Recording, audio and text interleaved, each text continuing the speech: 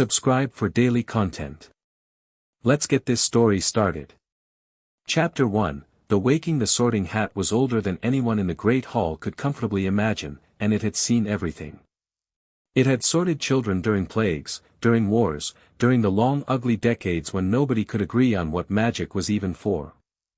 It had placed students while the castle groaned under siege and while professors wept quietly in the corridors, and while, once, a dragon had briefly taken up residence in the astronomy tower and nobody had been entirely sure how to address the situation diplomatically. The hat had sorted through all of it with the same patient, wrinkled equanimity it brought to every September 1st.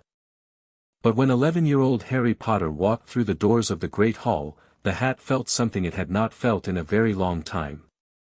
The castle shivered. Not the kind of shiver that came from a draft or a storm or even a poorly contained third-floor hex. This was something deeper, structural, foundational, like a cathedral hearing a particular note of music and resonating with it in the bones of its stone. The magic that ran through Hogwarts walls, the old magic, the first magic, the kind that had been woven in during construction by 4 people who had understood what they were building on an almost cellular level, that magic recognized something. It moved toward Harry Potter the way iron filings move toward a magnet, slow and inevitable, before he had even taken a full step inside the room. Harry didn't notice. He was too busy trying not to stare. The Great Hall was genuinely extraordinary. He'd been told that, sort of, but being told something was extraordinary and actually standing inside it with the ceiling doing its vast open sky impersonation and 1,000 candles throwing gold light across 4 long tables packed with students who were all looking at him, those were very different experiences. He felt Hermione Granger press close behind him, heard her quiet intake of breath, and felt marginally better about his own awe because if Hermione had already read about this and was still impressed, then being impressed was probably the appropriate response. "Move," Ron Weasley muttered from behind Hermione, craning his neck. "I can't see anything from back here." "Then stop walking into me," Hermione said without turning around. "You stopped, I can hear you both," Harry said quietly, and Ron grinned at the back of his head. Professor McGonagall was leading them up the central aisle between the Gryffindor and Hufflepuff tables, her tartan robes crisp, her expression carrying that particular quality of someone who has done the same impressive thing so many times that they no longer find it impressive but are aware that they should pretend to. She held a long scroll and moved with the certainty of someone who had choreographed this evening down to the minute and intended to keep it that way. The first years shuffled into a loose cluster near the staff table. Harry looked up at the professors, the ones he could identify, which was almost none of them, and then, because he couldn't help it, at the rest of the hall. The older students were watching them with varying degrees of interest, cruelty, and nostalgia.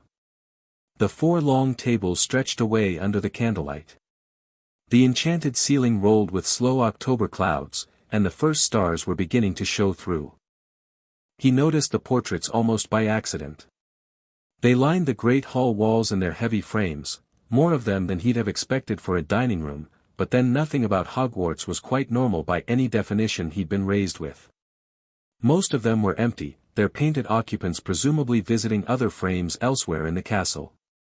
But 4 of the largest portraits, hung at the 4 compass points of the hall, each enormous, each framed in stone that had been carved to match the frame itself so that they seemed to grow from the walls rather than hang on them, those 4 were occupied. Harry looked at them for a moment.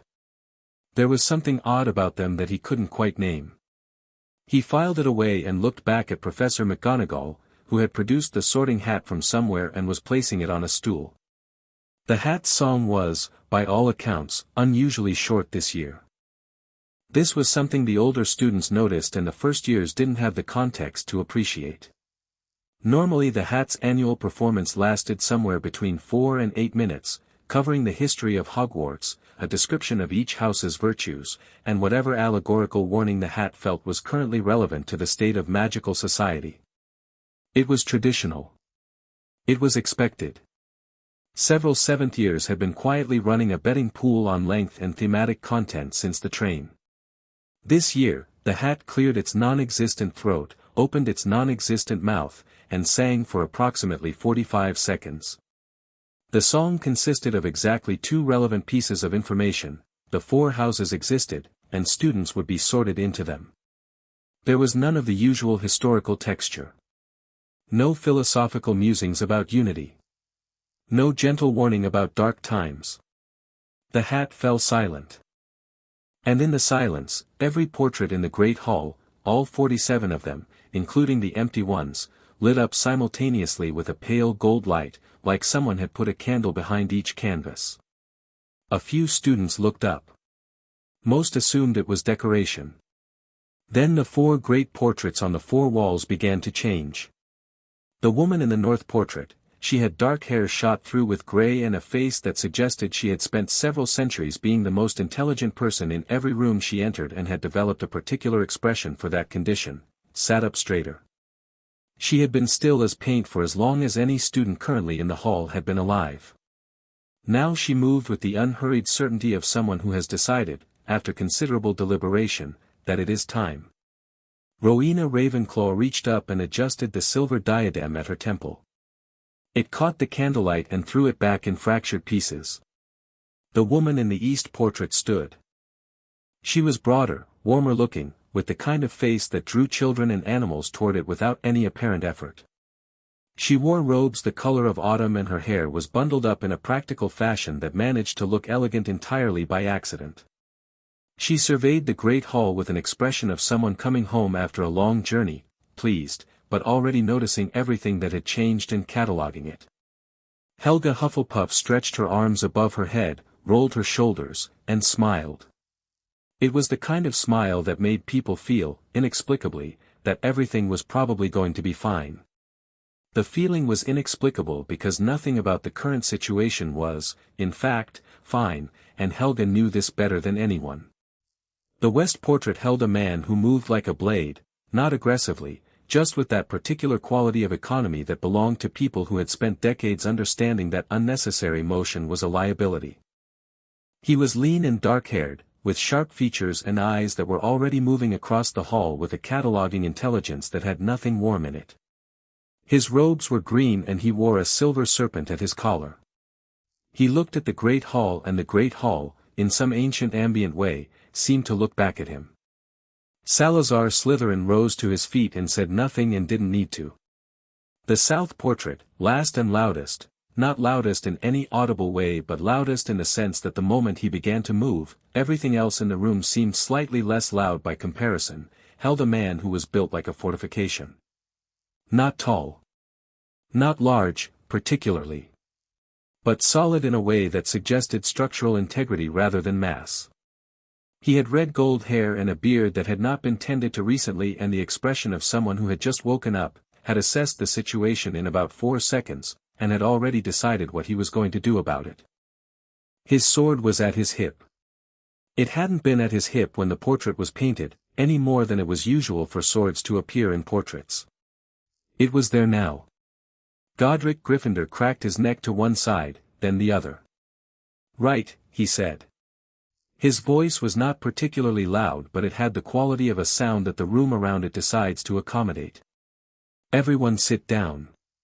We have things to discuss." The Great Hall did not sit down because the Great Hall had not yet processed what it was looking at. McGonagall had frozen with the scroll half open in her hands. She was staring at the south portrait with an expression Harry could not read, something between shock and something that might, under different circumstances, resolve into relief. Several of the other professors had pushed back from the staff table. Quirrell had knocked over his water goblet and didn't seem to have noticed. Snape was sitting very still with his hands flat on the table, staring at the west portrait with an expression of such complex calculation that it was almost possible to see the thoughts moving. And Dumbledore, headmaster, father figure, the greatest wizard of the age, collected under most circumstances to a degree that suggested he had transcended ordinary human emotional response, Dumbledore was gripping the arms of his chair. He recognized what was happening before anyone else did. He had read the charter. He had, in fact, memorized the charter, years ago, and had spent considerable intellectual energy being grateful that its more archaic provisions were theoretical and not operational. His blue eyes were very still behind his half-moon glasses. Godric Gryffindor stepped out of his portrait. The gold light that had been contained within the frame spilled out with him, ran down the stone wall like water, and was absorbed into the floor. Where it soaked in, the flagstones began to glow faintly, briefly, as if lit from underneath. The light ran outward from where Godric stood, crossing the hall, and when it reached the walls where the other 3 portraits hung, it climbed and met them. Helga stepped out. Then Rowena. Then Salazar, who paused at the edge of his portrait frame and looked at Godric across the room with the expression of someone composing a sharp comment and deciding to save it for a more appropriate moment. They were solid. Completely, entirely, physically solid. Not ghost solid, not portrait solid, not the slightly wrong quality that magical projections had when you knew what to look for. They were there, casting shadows, displacing air, their robes moving in the draft from the enchanted ceiling. The hall was absolutely silent. Then Helga Hufflepuff said, in a conversational tone, "The kitchens are still in the right place. That's something." And somehow that broke the spell more effectively than anything dramatic could have, because the sound of a warm, entirely normal human voice in the middle of a completely abnormal situation forced people's brains to attempt normal responses, and normal responses required some degree of breathing, and breathing led to the gradual return of general consciousness. The whispering started. Then it became not whispering. Then it became a noise. "Silence," Rowena said. She didn't raise her voice. She didn't need to. The words simply occupied the room completely, and the noise stopped. Harry had not moved. He was still standing with the cluster of first years near the sorting stool, and he was looking at the 4 people who had just walked out of paintings with the focused attention of someone who has been surprised too many times to waste the experience on panic. His scar was doing something peculiar, not hurting, exactly, but aware in a way it usually wasn't, prickling with a warmth that felt oddly like recognition rather than threat. Neville Longbottom was standing beside him and had gone the particular color of someone who would very much like to sink into the floor but has accepted that this is not physically possible and is making peace with that limitation. Hermione, on Harry's other side, had her hand pressed over her mouth. Her eyes were enormous. She started. "Yes," Harry said. "All 4 of them, I can see that." Simultaneously, which has never, I haven't read anything that says this has ever, Hermione. Right. Sorry. Ron Weasley appeared beside them from somewhere in the middle of the first-year cluster, gravitating toward his friends with the instinct of someone who believes that danger is slightly more survivable when there are more people next to you. His freckles were very visible against his pale face. "Mum," he said, apparently to no one in particular, "is never going to believe this." Godric Gryffindor was walking up the central aisle. He moved the way he'd looked, economically, directly, without any performance of arrival. He wasn't looking at the students. He was looking at the staff table, and specifically at the man behind it, and his expression had settled into something that was not quite anger. It was older than anger and more patient than anger and considerably more frightening because of it. Dumbledore stood. They were about the same age, in the way that completely different historical epochs can produce the same particular frequency of human being, old not in the sense of diminished but in the sense of accumulated. Dumbledore's white hair and beard against his purple robes. Gryffindor's red gold hair and worn traveling clothes. 2 men who had each, in their respective times, been the most powerful magical person alive in Britain, standing across a dining hall from each other. "Godric," Dumbledore said. His voice was steady. "Of course it was." "Albus," Godric said. He stopped at the foot of the staff table. He looked at Dumbledore for a moment. Then he looked at the rest of the table, at McGonagall, frozen, at Flitwick, who had stood up and didn't seem to know why, at Quirrell, who was very carefully not making eye contact with anything, at Snape, who was doing something interesting with his face in the direction of the west wall. "We've been watching," Godric said, "for a while." "I'm aware," Dumbledore said. "Are you?" "The portraits in my office have always been. I know what's in your office, Albus. I put some of them there. Those aren't the portraits I'm talking about." Godric turned slightly and nodded toward the south wall, where his portrait still glowed faintly, empty now of its occupant. These ones. The Great Hall portraits. You never thought much about those, I imagine, because they've been still for a very long time. He turned back. They weren't empty. Dumbledore said nothing. Salazar had taken a different route through the hall and was now standing near the Slytherin table, looking at the students sitting there with an expression that was difficult to read. A few of the older students, the ones who had grown up with certain stories, had straightened in their seats with something that wanted to be pride but had an edge of uncertainty in it because Salazar Slytherin in person was not delivering the particular energy they had been expecting. He wasn't looking at them with approval. He was looking at them the way a sculptor looks at a piece of work and starts identifying where the chisel went wrong. Draco Malfoy was sitting 3 seats from where Salazar had stopped, and Draco Malfoy, who was accustomed to being the most significant person in most rooms he entered and was constitutionally averse to any evidence that this was not the case, had gone quite still. Salazar glanced at him once, briefly, and Draco did something Harry had never seen him do before. He looked away first. Helga had gone to the Hufflepuff table. She sat down beside a stunned second year without any ceremony and picked up a bread roll from the basket in front of her and broke it in half. "The food is still good," she announced to no one in particular. "That's remarkable after 1,000 years. Someone has been maintaining proper standards." She looked toward where the kitchen access presumably was, somewhere beneath the hall, and her smile warmed in a way that suggested she was already composing compliments for the house elves. Rowena had not moved from where she'd entered the room. She was standing with her arms folded, her diadem catching candlelight, reading the hall the way a person reads a book they've been waiting years to open, quickly, thoroughly, and with complete attention to any passage that might be significant. Her gaze stopped on Harry. He felt it land on him the way you feel it when a searchlight swings past you, bright, impersonal, thorough. Then it moved on. McGonagall had found her voice. "Headmaster," she said, and the word came out with a quality that suggested she was deploying it as a shield.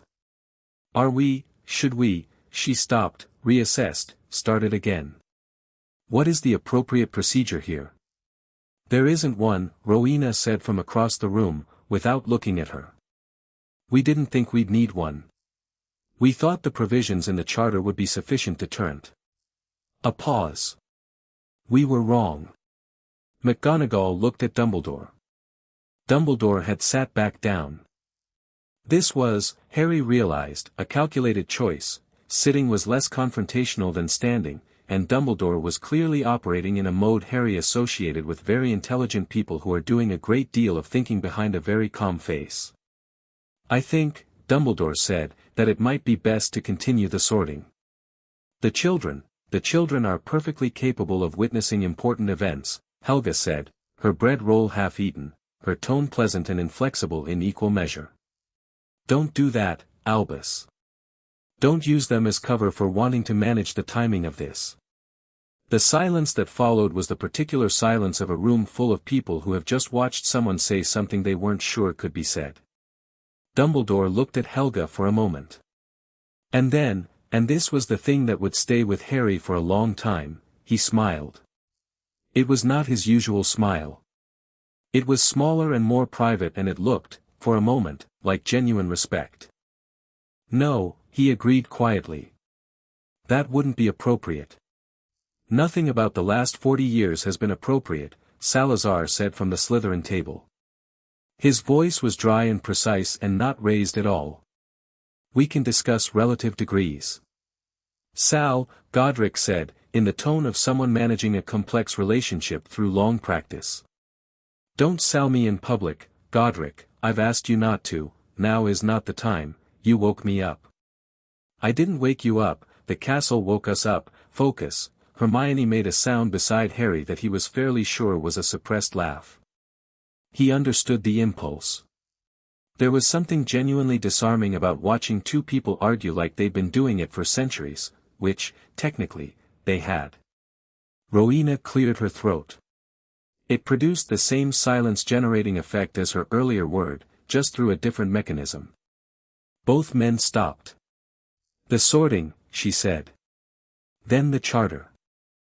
In that order, because process matters and because I, for one, want to know which children we're dealing with before we begin. She looked at McGonagall. Continue. McGonagall looked at Dumbledore. Dumbledore gave the smallest possible nod. McGonagall straightened her robes, reached for her scroll, and behaved exactly as she had been trained, as she always had been, which was to do her job regardless of circumstances. Abbot, Hannah. The sorting proceeded. It proceeded in the way that surreal situations often proceed when someone competent decides that proceeding is what is called for, with a determined normalcy that gradually drew the room back into something resembling function, even as four foundational figures of the wizarding world occupied four corners of it and did various things that were impossible.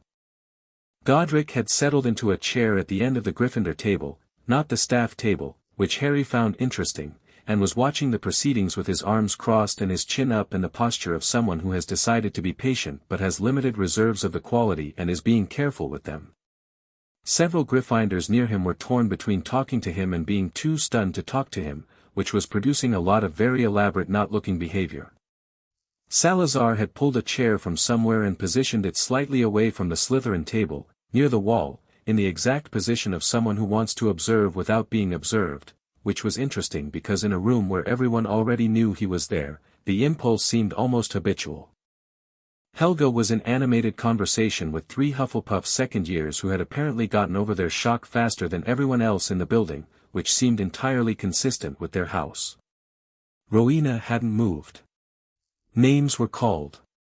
Children walked forward. The hat deliberated, announced, and children sorted themselves to their tables with varying degrees of enthusiasm and terror.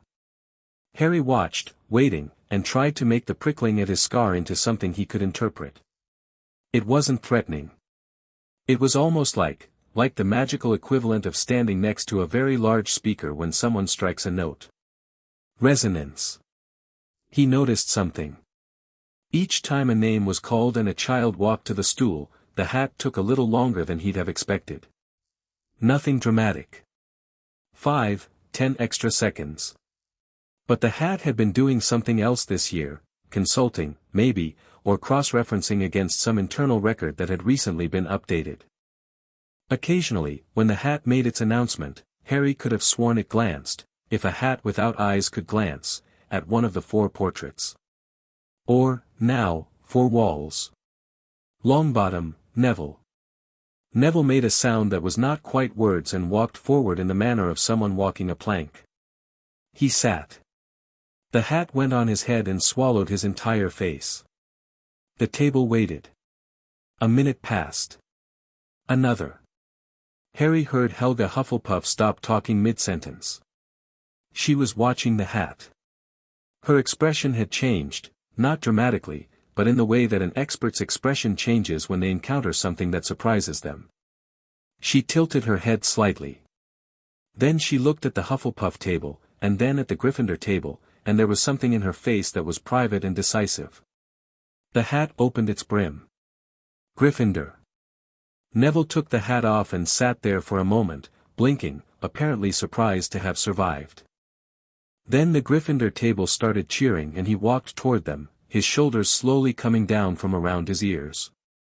As he passed the end of the table where Godric sat, Godric looked at him. Not with performance, not with drama, just a straight look and a nod, the nod of one person acknowledging another person directly and seriously. Neville stopped walking, uncertain what was happening, and then, without quite meaning to, nodded back. Helga caught Harry's eye from across the room. She pointed at Neville, then tapped the side of her temple, and gave him a look that said, "Watch that one." Harry didn't know why she was communicating this to him specifically, but he filed it away. "Potter, Harry." The whispers came back.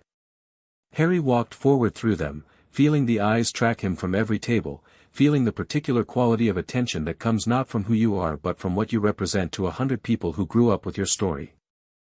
The scar on his forehead felt warm in a way it hadn't when McGonagall had listed names.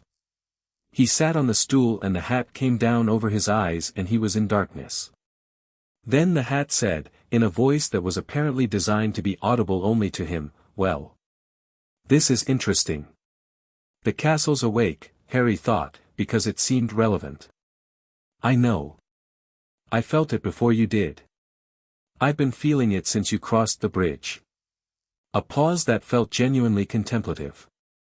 I should tell you that this has never happened before. Not once, in 1,000 years. All four of them, simultaneously, for one sorting. You should know what that means. What does it mean? It means the castle decided something was important enough to wake the dead. Metaphorically speaking. Another pause. Not metaphorically speaking. What does it want? Difficult to say. The castle doesn't communicate in words. More in emphases. It has been emphasizing your presence since you crossed the gates, Harry. Every stone between here and the entrance has been emphasizing you. Harry sat with this. Outside the darkness of the hat, he was aware of the room waiting, of the rustle and murmur of students, of whatever was happening at the staff table. Where do I belong? He asked finally, and he meant it as a genuine question rather than a plea. The hat was quiet for longer than he'd expected. When it spoke again, its tone had shifted into something more careful, more deliberate. There is considerable quantity here, courage, yes, quite a lot of it, and it is the kind that comes from not having much choice in the matter, which is actually the most resilient kind. There is also something that belongs in Ravenclaw. There is something that belongs in Hufflepuff. There is even, the hat said, with what might have been wry amusement, something that belongs in Slytherin. Though you'll resist that observation. I don't. You survived 11 years with people who hated you by learning to think quickly about what they wanted and how to avoid giving it to them.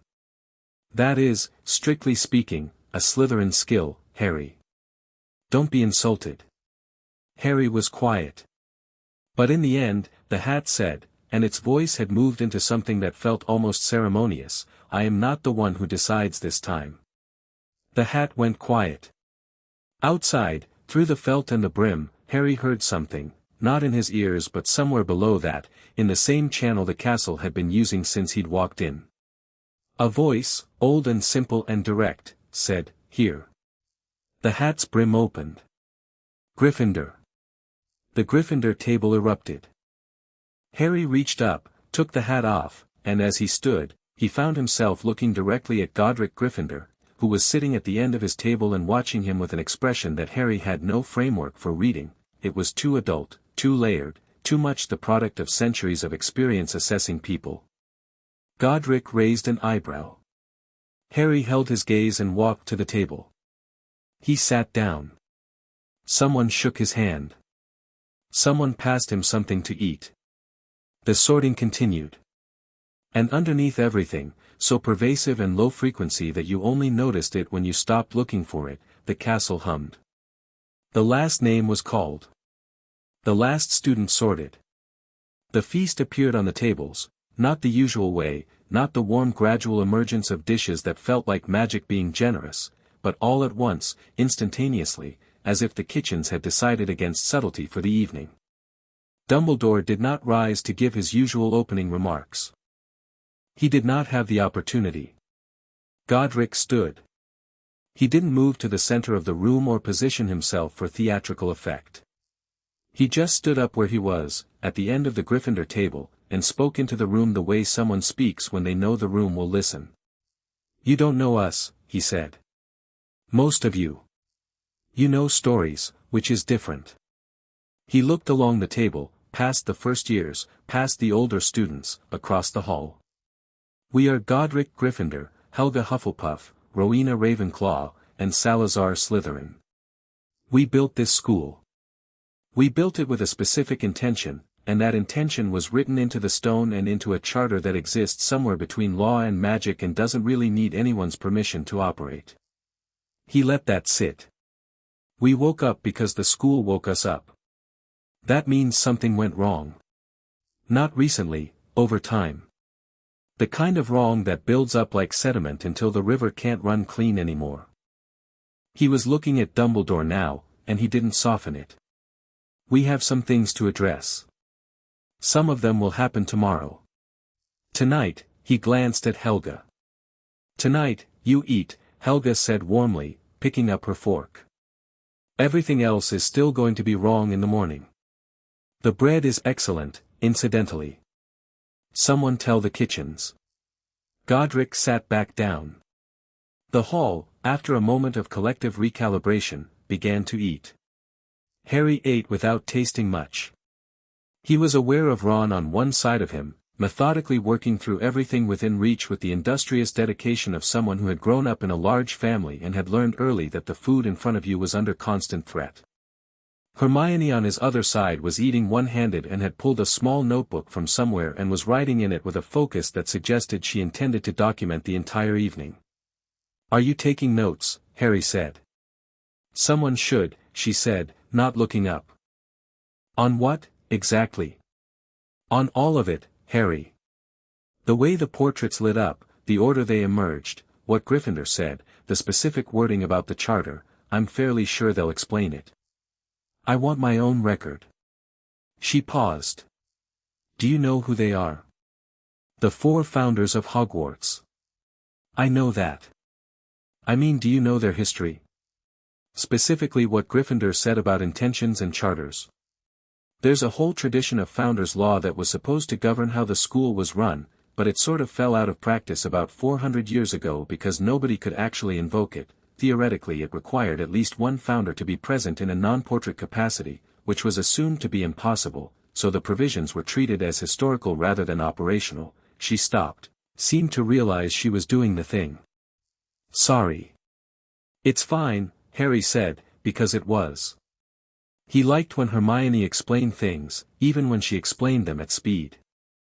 It was one of the qualities he'd liked about her from almost immediately, even when he wouldn't have known how to say so.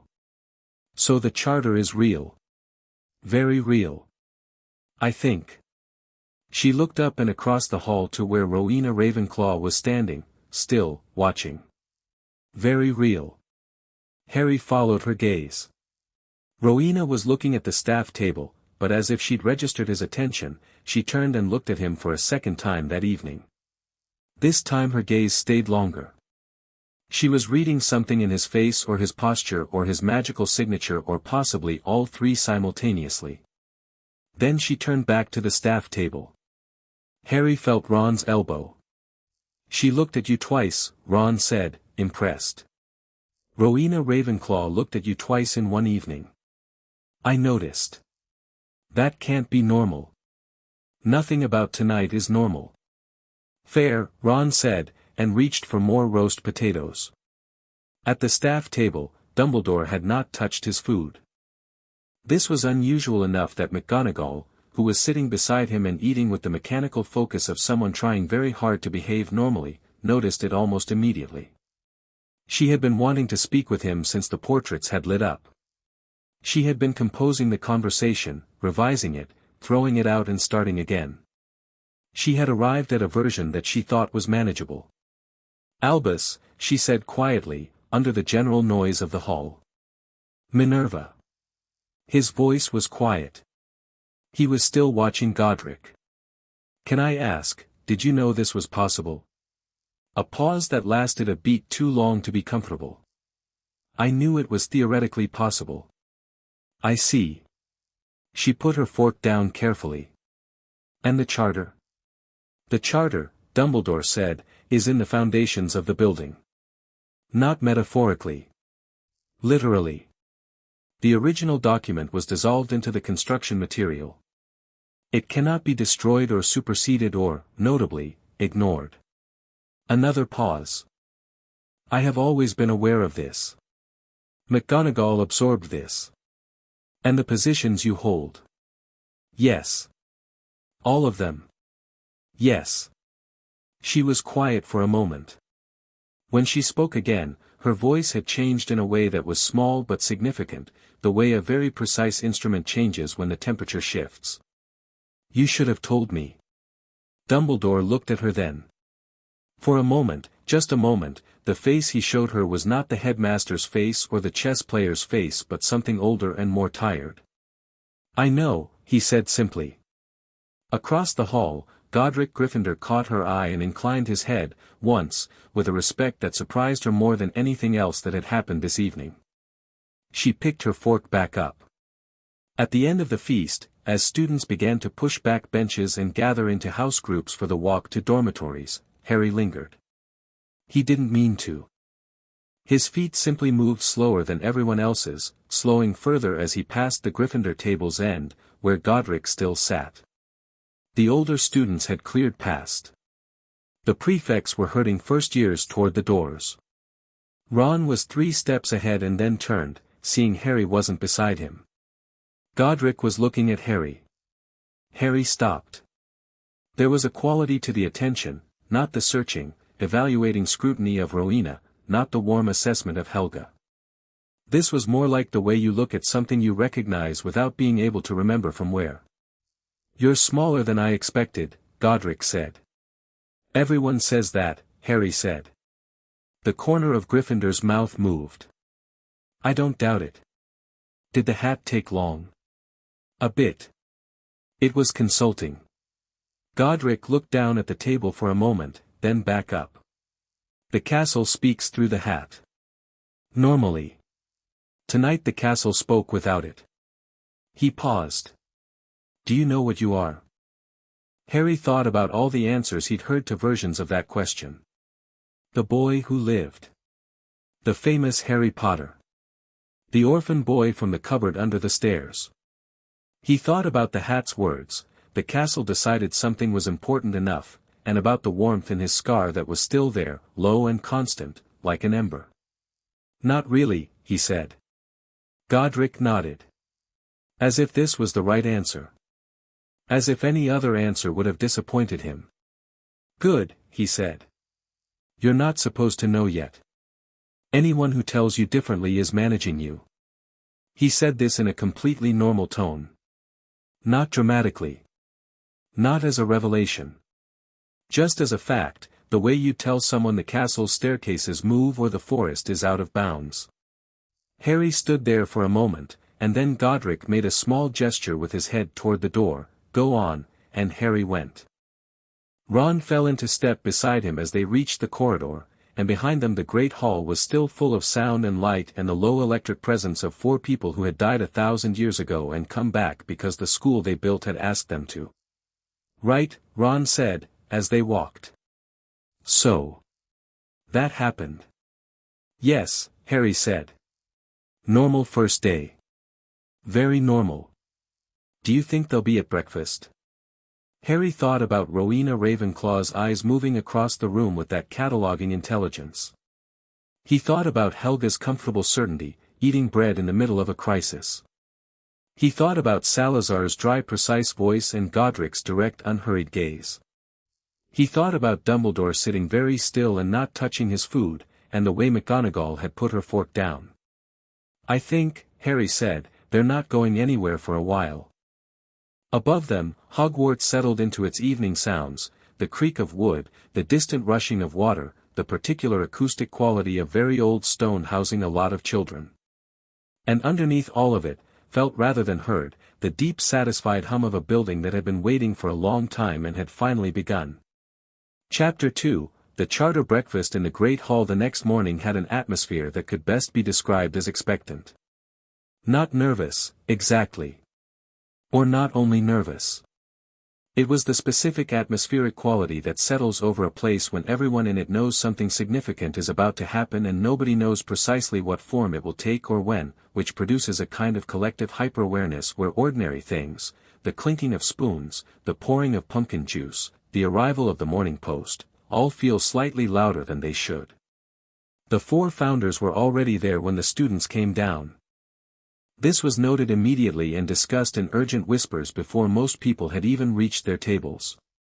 They hadn't gone back to their portraits overnight, or if they had, they'd returned before anyone was awake to observe it.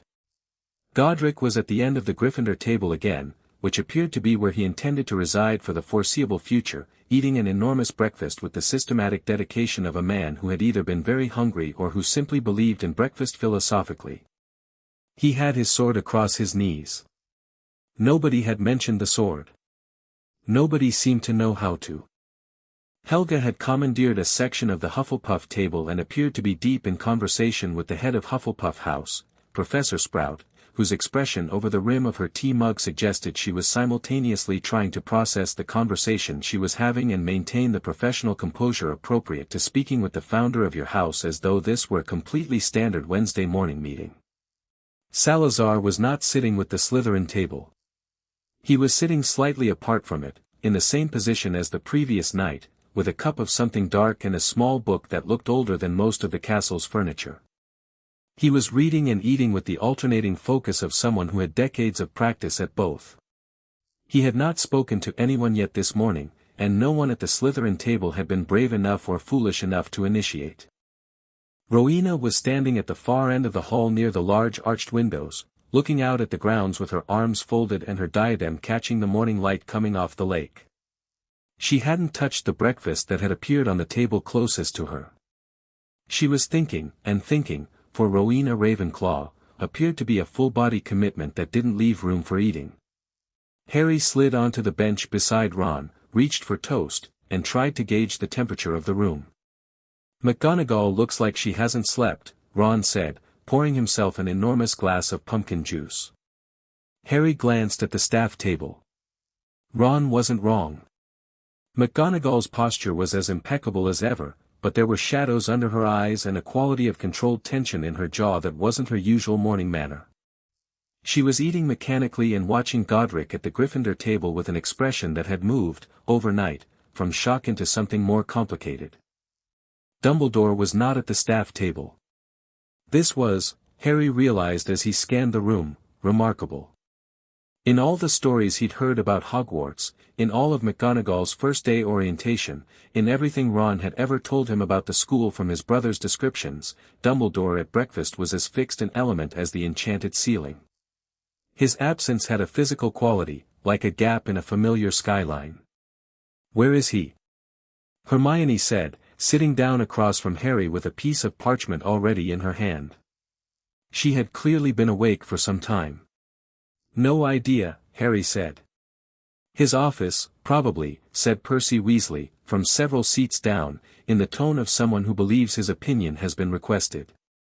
"The headmaster often takes private breakfast when, actually, I don't know that for certain." He paused, looking slightly uncertain, which was not Percy's most common expression. "I assumed, he'll be here," Godric said, from the end of the table. It wasn't directed at anyone in particular, but it settled over the nearby conversation like a hand on a shoulder, not heavy, just present. Harry looked at him. Godric was cutting into something on his plate and didn't look up. He was right. Dumbledore arrived at the staff table at 8:10, his purple robes exchanged for deep blue ones, looking entirely rested and entirely himself, unhurried, warm-eyed, every white hair in its considered place. He sat down and food appeared in front of him and he thanked a passing Ravenclaw fourth year for passing the marmalade as though it were any other morning. Harry watched Rowena turn from the window the moment Dumbledore sat down. She looked at him from across the hall with an expression that was completely neutral and completely readable at the same time, the expression of someone who knows exactly what someone else is doing and wants them to know that they know. Dumbledore looked back at her with his own particular expression. Then he started on his toast. The morning's first classes proceeded. Or rather, the morning's first classes were listed in the timetables the prefects distributed after breakfast, and students theoretically attended them, but the general quality of attention in every classroom that morning was substantially below average. Professor Flitwick, who was trying to introduce the first years to the fundamental theory of Wingardium Leviosa, spent approximately 20 minutes on actual instruction and then gave up on the pretense that everyone wasn't thinking about something else and opened the floor. "Yes," he said, from behind his stack of books. "You all want to talk about last night. Fine. 5 minutes." Every hand went up. Harry's first question was about the charter specifically. He'd been turning Godric's words over since the previous night, written into the stone. Flitwick confirmed, in his quick precise way, that yes, the Founders' Charter was a real legal document, yes it was constitutionally binding on Hogwarts governance in ways that superseded ministry law, and no, he could not discuss specifics because as a Hogwarts employee he was technically subject to the Charter's terms himself and he preferred to let the people with standing under the document address those terms directly.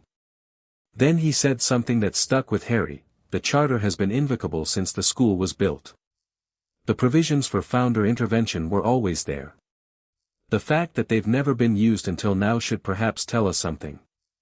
He paused. About what threshold was required to trigger them. He opened his charms textbook with an air of finality that brooked no further discussion. They practiced Wingardium Leviosa for the rest of the period.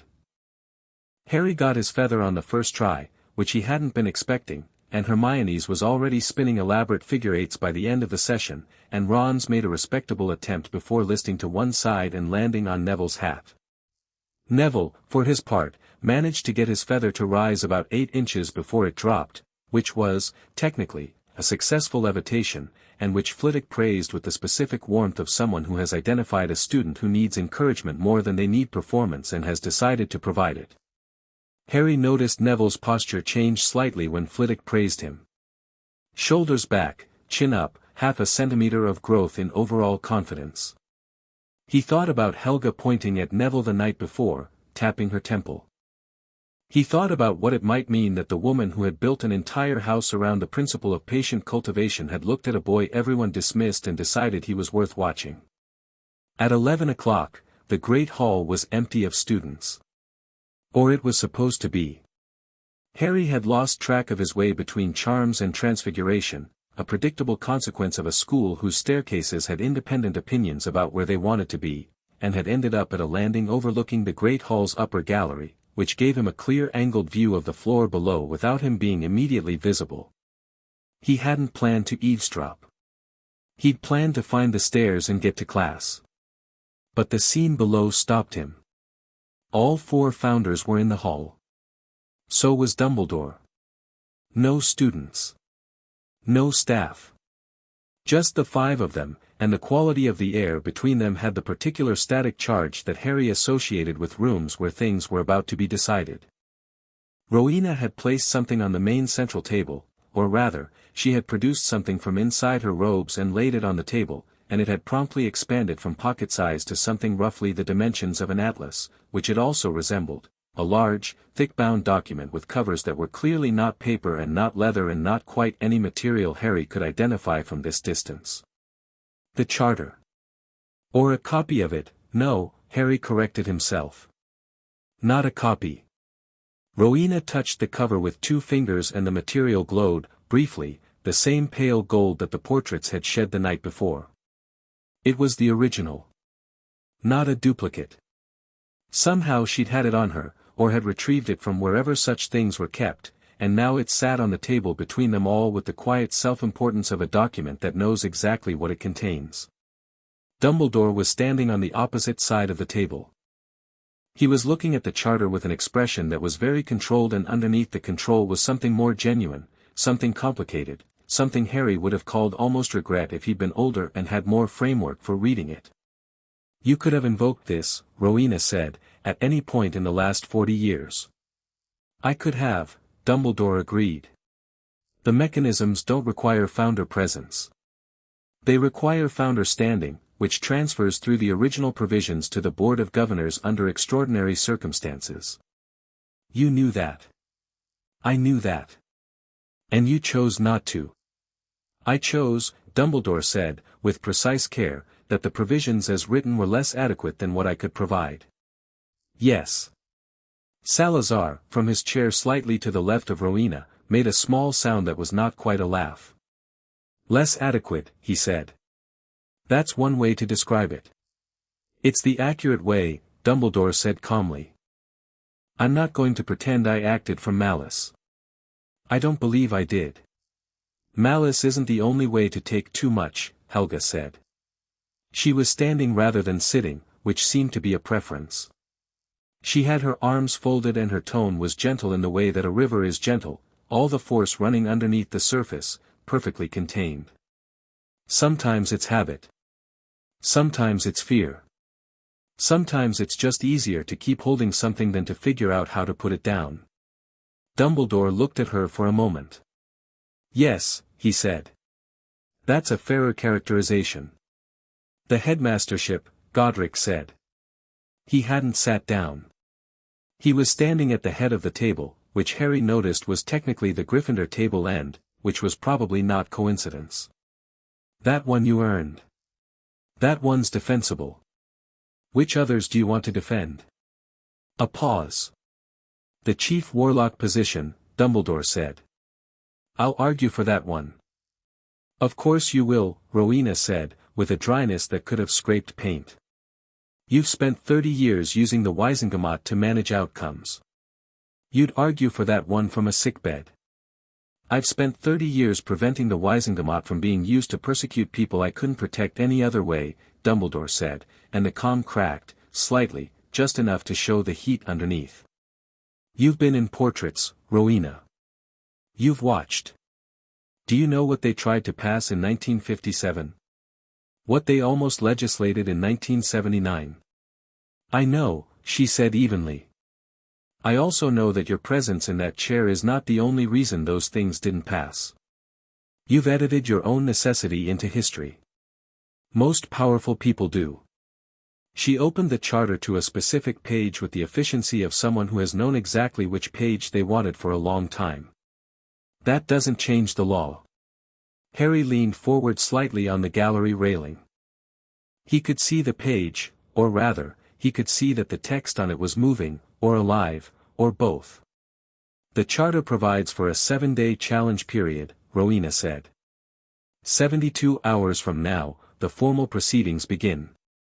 You have that time to prepare your arguments for any position you wish to contest.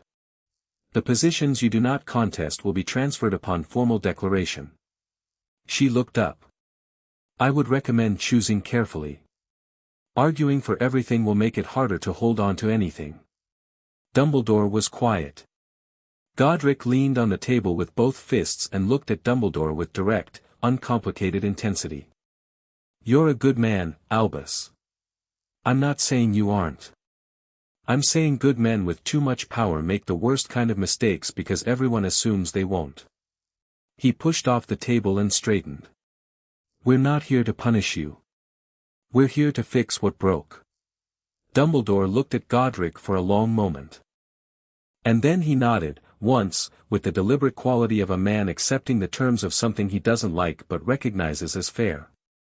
He turned and walked toward the doors. He was nearly at them when he stopped. Harry Potter is going to need more protection than your charter can provide, he said, without turning. I want to be on record about that. Noted, said Helga, in her gentle immovable way. Dumbledore left. Harry stood on the gallery and didn't move for a full 30 seconds. Then he was absolutely late for Transfiguration and he ran. He told Ron and Hermione at lunch, keeping his voice low over the noise of the hall. Ron absorbed it with the expression of someone updating a very complicated internal model of the world.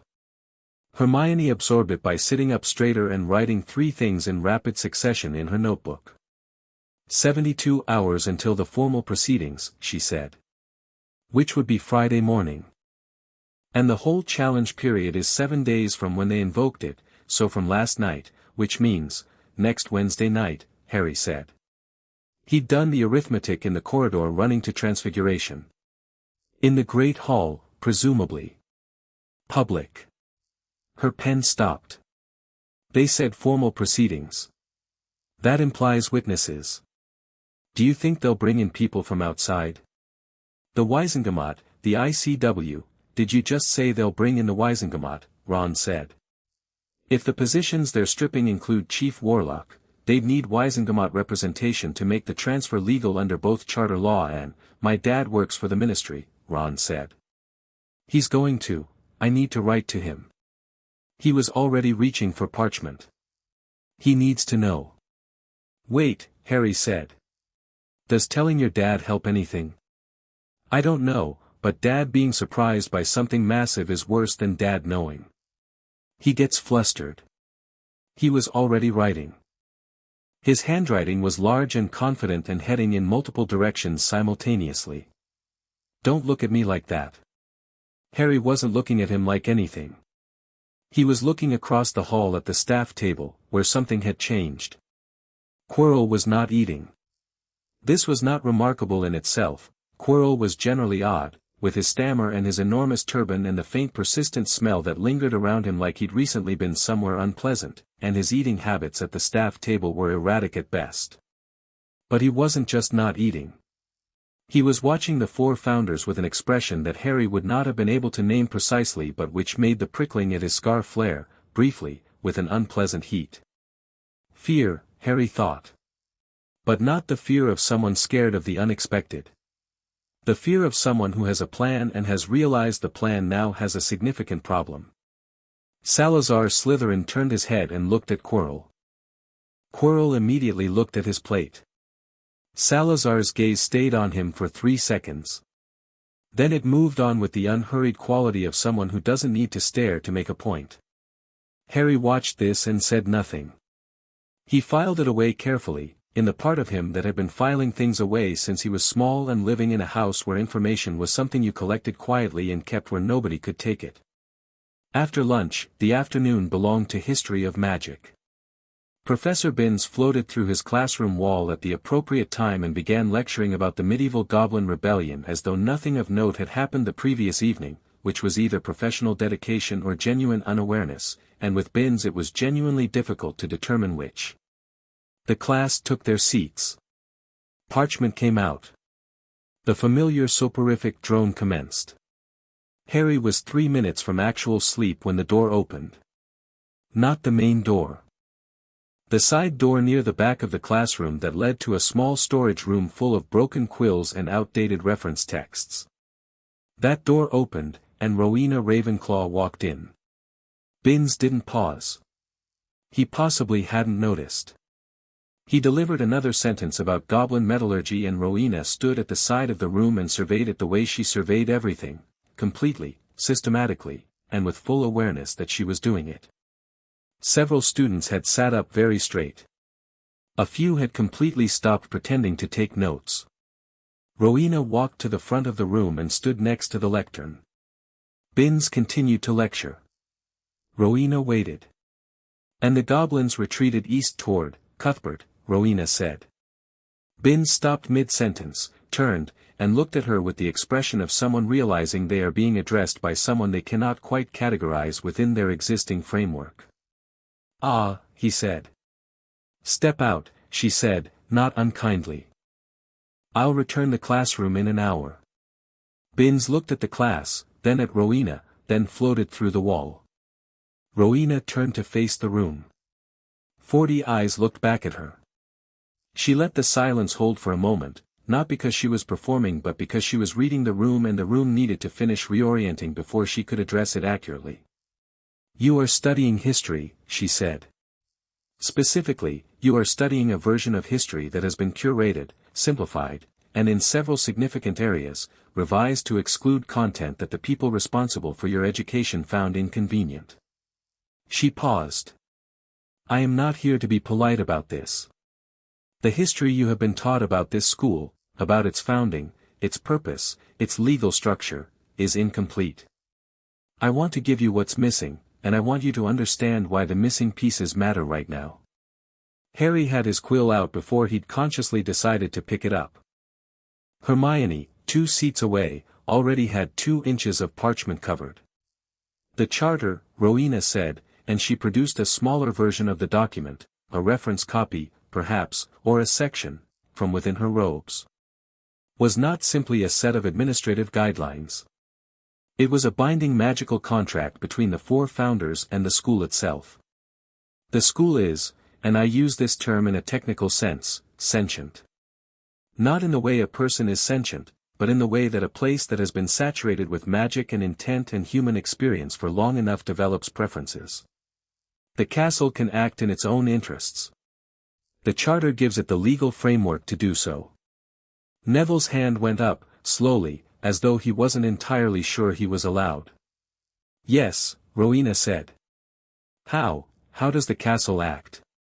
"Like, physically? In many ways. Staircases. Rooms appearing and disappearing. The temperature in corridors. The way certain spells behave in certain spaces. You've already experienced some of this. She looked at him steadily. You'll experience more. The castle has been, waking up, since last night. Clearing its throat.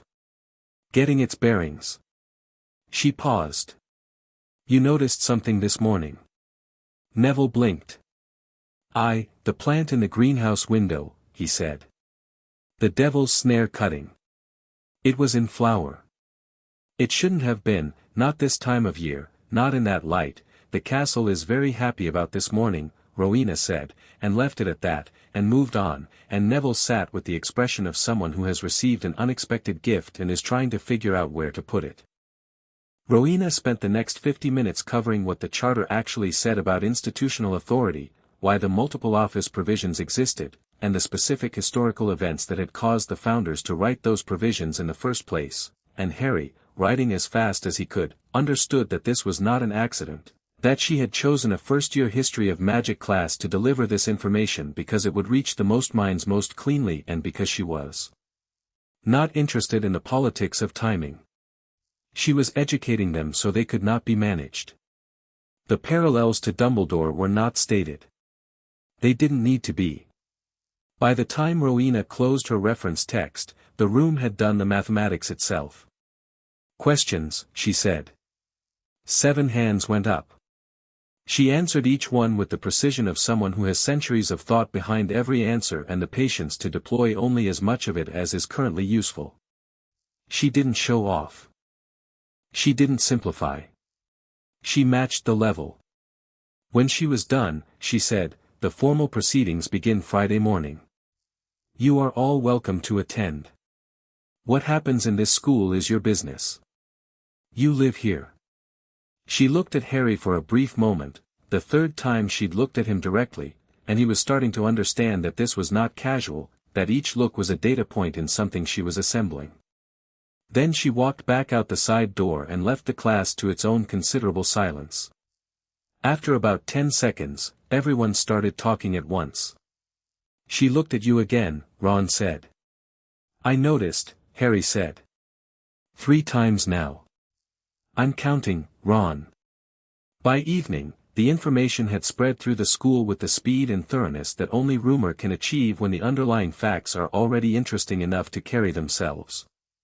The 7-day challenge period. The 9 titles. The Friday formal declaration. The fact that the charter was operational and that the school itself had legal standing under its terms.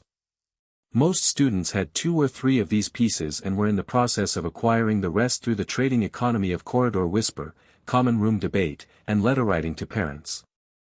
In the Gryffindor common room that evening, Harry sat by the fire with Ron and Hermione and spread out everything he had, his notes from Rowena's lecture, what he'd overheard from the gallery, what Godric had said to him the night before, and they put it together the way you'd assemble a puzzle when you're missing the box lid. 9, Hermione said, reading her own notes. Headmaster. Chief Warlock. Supreme Mugwump. Order of Merlin First Class, that one's honorific, not a position of power, so that's probably not the issue. Holder of the Elder Wand, wait. Harry looked at what she was pointing to. Holder of the Elder Wand. That's one of the 9. She was frowning at the page. The charter has a provision about the Elder Wand. The Elder Wand is the property of Hogwarts, said a voice from the portrait by the window. They looked. It was a small portrait of a medieval wizard in a pointed hat who was watching their conversation with the expression of someone who has been waiting to contribute. Under the original instrument, the portrait continued, the Elder Wand was held in trust by the headmaster of Hogwarts on behalf of the school. Ownership by a private individual was not permitted under the terms. He paused, looking pleased with himself. I've known this for years. Nobody ever asked. Where is it now? Harry asked. In the headmaster's office, presumably, Hermione said. Gringotts vault, possibly. She wrote something down. This changes the weight of the positions, doesn't it? Some of them are about authority. The wand is about an object. The wand is about power, Ron said. He said it plainly, without drama, but with the particular directness of someone who grew up around people who understood what power meant. The most powerful wand in existence. If that belongs to the school, then it goes back to the school, Harry said. He was thinking about Dumbledore's absolute unruffled composure this morning. About the way he'd said Harry Potter is going to need more protection than your charter can provide. He'd said it without fear. A man who holds the Elder Wand and has held it for decades says things without fear relatively easily. He knows he might lose it, Hermione said. And he came to breakfast looking perfectly fine. Which means, he already has a plan, Harry finished. They looked at each other. He's going to make an argument, Ron said. He's going to be brilliant about it. That's what he does. He doesn't fight things he can't fight. He argues them until they look different. The fire crackled. Outside the common room, the castle made its old sounds, settling, breathing, running water somewhere deep in the stone, but underneath the sounds tonight there was still that low hum, that structural vibration that Harry had been feeling since they'd walked through the gates the previous day. It was slightly stronger tonight. Closer to the surface. The door to the common room burst open and Fred Weasley came in with the energy of someone who has information and is very happy about it. You, he said, pointing at Harry, are not going to believe what Salazar Slytherin just did to Snape. What Salazar Slytherin had done to Snape was technically nothing. He had, according to the account Fred and George had pieced together from sources they declined to name, simply asked Snape for a conversation. In the corridor outside the potions classroom, calmly, after dinner. And the conversation had lasted about 20 minutes. And by the end of it, Snape had returned to his classroom and closed the door and not come out again. Snape is basically unflappable, Fred said, sitting on the arm of the nearest chair. In 4 years of pushing his buttons professionally, I have never once seen him actually, flapped. George offered. Rattled. Genuinely rattled. He shook his head. Whatever Slytherin said to him, it landed somewhere. Harry thought about the look Salazar had given Quirrell at lunch, brief, precise, and entirely sufficient. He thought about the way Salazar hadn't sat with the Slytherin students, had positioned himself to watch without being watched. He thought about the dry patience of a man who had spent 1,000 years in a portrait observing the world and had opinions about what he'd seen. What did they talk about? Hermione asked. Don't know, Fred said. But not, third year, was near the corridor, said the only word he caught was legacy. He paused. Snape said it first. Harry was heading to bed when he encountered Godric Gryffindor in the corridor outside the Gryffindor Tower entrance. Not in the common room, in the corridor outside it. Standing looking at the portrait that served as the entrance, specifically at the fat lady, who was looking back at him with an expression of someone caught between professional conduct and profound curiosity. They appeared to have been conversing. Godric turned when Harry came around the corner. She's been keeping this door since 1493, he said, nodding at the portrait. I didn't know her. She says she's been updated 7 times. Remarkable system. It works, Harry offered. Most things that survive do. Godric looked at him. You were in the gallery this morning. Harry stopped. Yes. During the meeting. Yes. Godric nodded without evident judgment. And? You told Dumbledore he was a good man. I meant it. I know. Harry paused. Does that make it harder?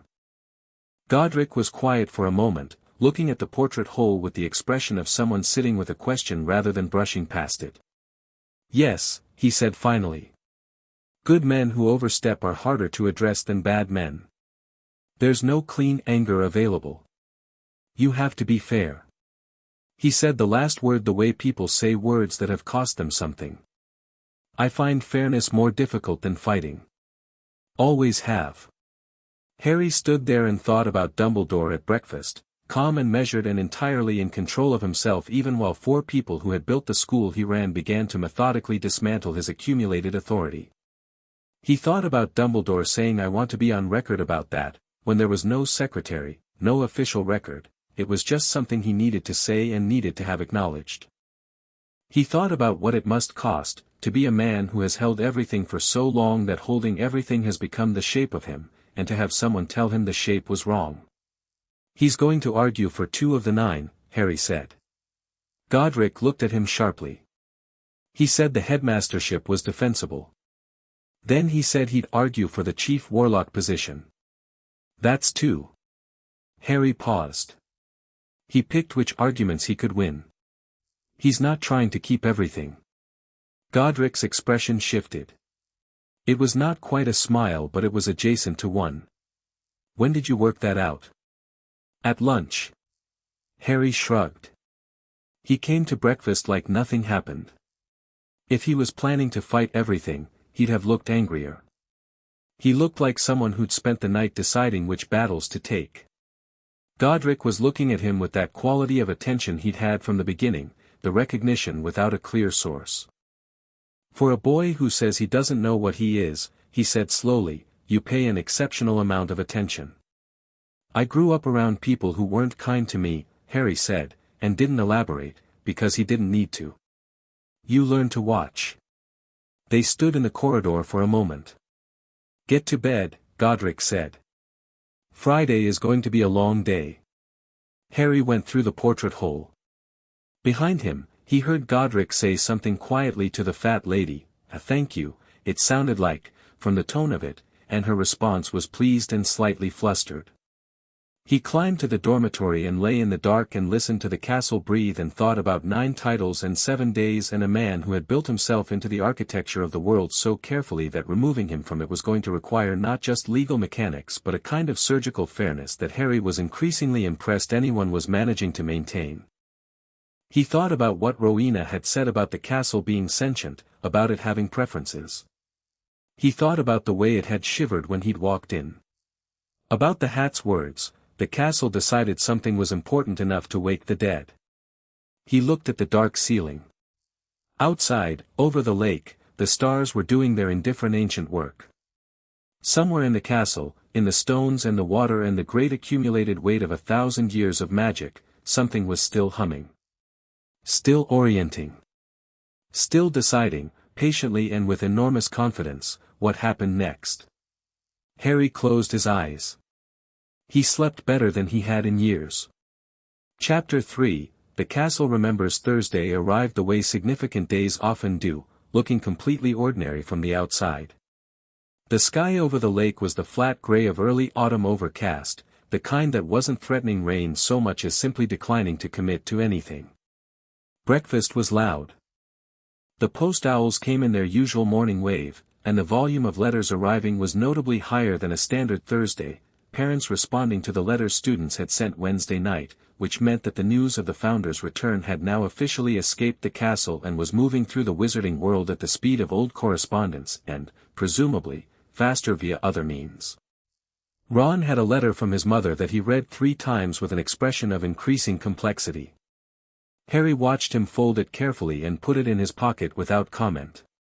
She wants me to be respectful, Ron said, as though Harry had asked. Of the founders? Of everyone involved. He paused. She's a Dumbledore person. Has been her whole life. Another pause. She didn't say not to listen to the founders, though. That's something, from Mum. He looked at his plate. Dad's letter is coming separately, apparently. He was at the office when she wrote. Hermione had a small package from her parents that contained a note, 2 chocolate bars, and a newspaper clipping from the Daily Prophet with the headline, Founders Return. Hogwarts in Crisis or Legal Revolution. She read the article, made 3 small sounds of editorial disagreement, and put the clipping away. They got most of it wrong, she said. What did they get right? Harry asked. The names. They spelled all 4 names correctly. She opened one of the chocolate bars. That's better than their usual. Harry looked toward the staff table. Dumbledore was there. Snape was there, eating with his customary focused silence, but Harry noticed his eyes moving toward the west side of the hall once every few minutes with the involuntary quality of a compass needle seeking north. Quirrell was present, turbaned, staring at his porridge. The four founders were not at their usual positions this morning. Godric's end of the Gryffindor table was empty. The east section of the Hufflepuff table where Helga had planted herself was vacant. Salazar's observational chair was gone. Rowena's window was unoccupied. Harry noticed this and said nothing. He ate his toast, drank his tea, and felt the castle hum with slightly higher frequency than yesterday, which was either his imagination or confirmation of Rowena's point about sentience, and he was increasingly inclined to assume the latter. The founders were in the castle. They had been since before dawn. Godric had been in the dungeons and then the defense classroom and then 3 corridors on the 4th floor that had been sealed since approximately 1834.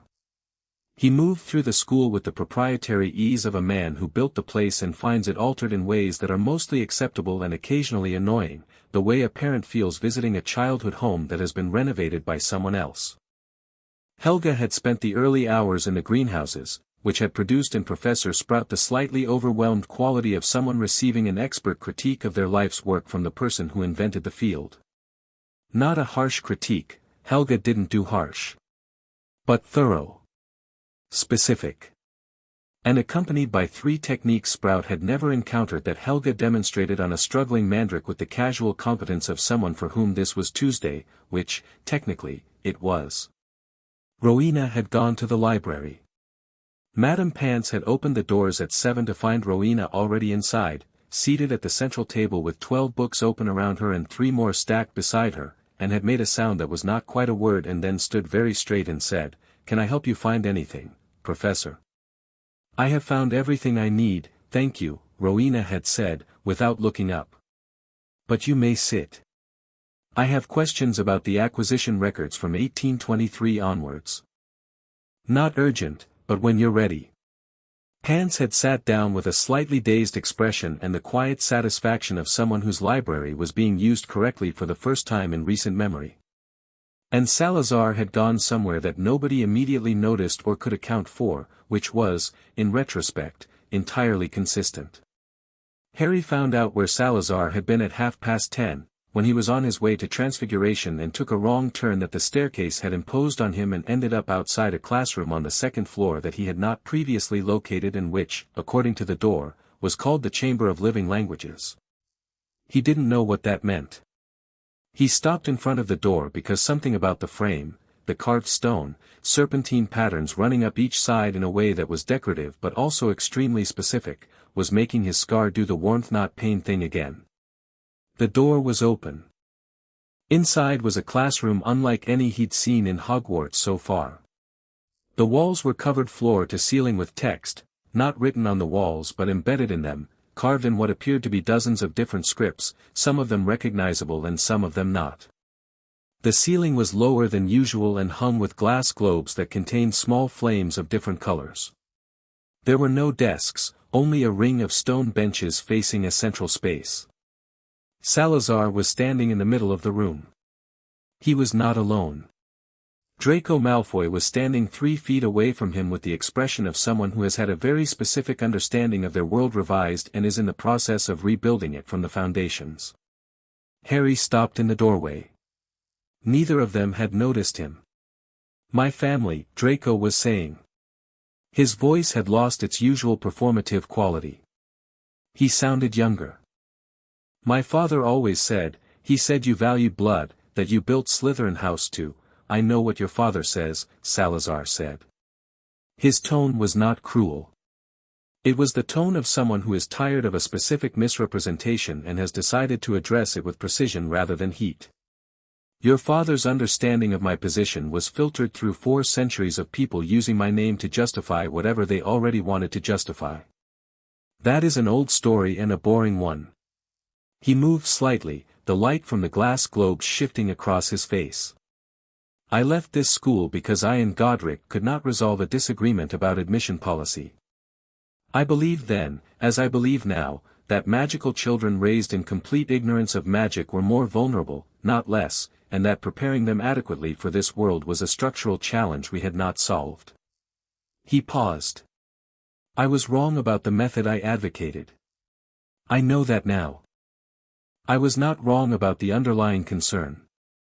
Draco was very still. You weren't trying to keep Muggleborns out. I was trying to understand how to bring everyone in safely. Godric thought I was drawing a fence. I thought he was ignoring a wall. He picked up something from the nearest bench, a small object Harry couldn't see from the door. Neither of us was right. We were both right about different parts and could not hear each other because we were both absolutely certain we were completely right, which is the most expensive kind of disagreement. He looked at Draco directly. Your family's pure-blood doctrine is not my legacy. It is someone else's politics wearing my name. And I find it, he paused, selecting the word with care, tedious. Draco opened his mouth, closed it, and opened it again. Does my father know you think, your father will have the opportunity to attend the proceedings next week? He may discover a number of things. Salazar tilted his head slightly. You, however, are 11 years old, and what you do with this information is still entirely open. That is worth something. He looked at the door, and Harry had approximately half a second to realize that Salazar had known he was there the entire time. Potter. You're late for something. Harry met his eyes. Salazar's gaze was exactly what he'd expected, precise, assessing, and completely unbothered by the fact that Harry had just overheard everything. Transfiguration, Harry said. Then go. He looked back at Draco. We'll continue this. Harry went. He ran, in fact, and was only 4 minutes late to Transfiguration, which McGonagall logged with a brief raised eyebrow and no further comment, which was unusual enough that Harry suspected the unusual nature of the day was affecting even her record-keeping standards. Transfiguration proceeded with the added complexity that McGonagall herself was visibly elsewhere in her thoughts even while her body was at the front of the classroom being precisely and correctly professorial. She transformed a desk into a pig and back without looking at what she was doing. She corrected Seamus Finnegan's grip 3 times with the automatic efficiency of someone performing a long-practiced action on no conscious attention.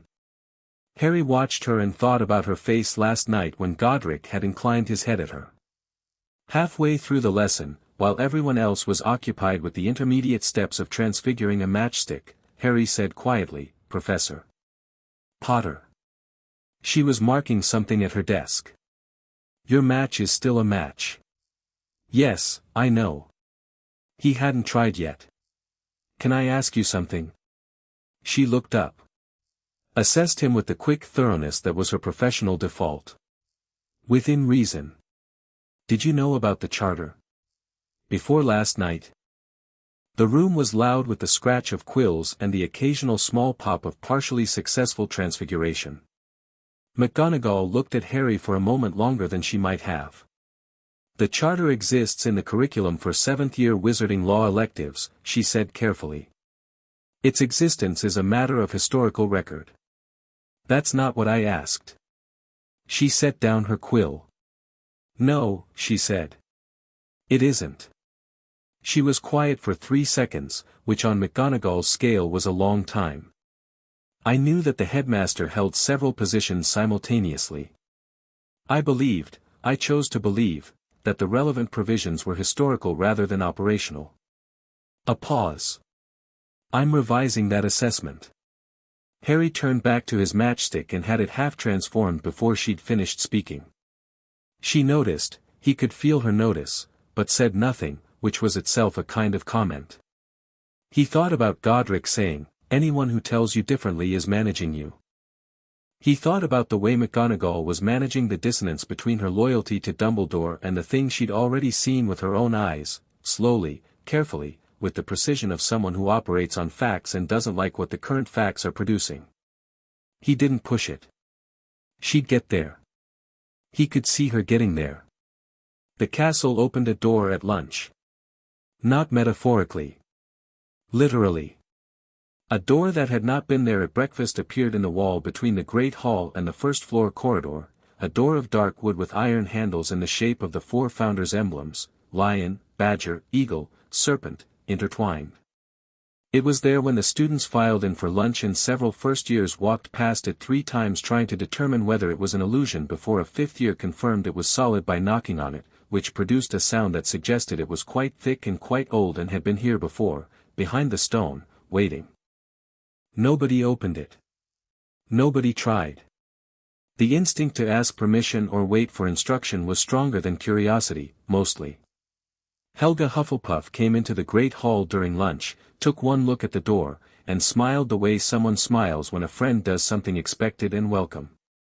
She walked to it and put her hand flat on the center of the wood, just for a moment, and the iron handles glowed briefly, warmly, and then stopped. She went to the Hufflepuff table and sat down and ate soup, and the door stayed.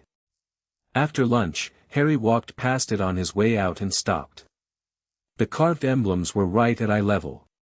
He looked at the serpent, small, detailed, precise in a way that suggested the person who made it knew snakes well and found them worth knowing. He reached out and touched it without thinking. The iron was warm. It was always here, Rowena said, from behind him. He turned. She was standing in the hall with the sort of presence that didn't require announcement, dressed in blue-gray that matched the window light. It was sealed in 1691, she continued, looking at the door. There was a political situation involving a previous headmaster and the board of governors that made it convenient to pretend this room didn't exist. What's behind it? The Founders' Archive. She looked at him. A complete record of every significant decision made in this school's name since its construction. Staffing decisions. Policy decisions. Legal determinations. Budget allocations. She paused. Everything. All of it, for 1,000 years. Harry thought about this.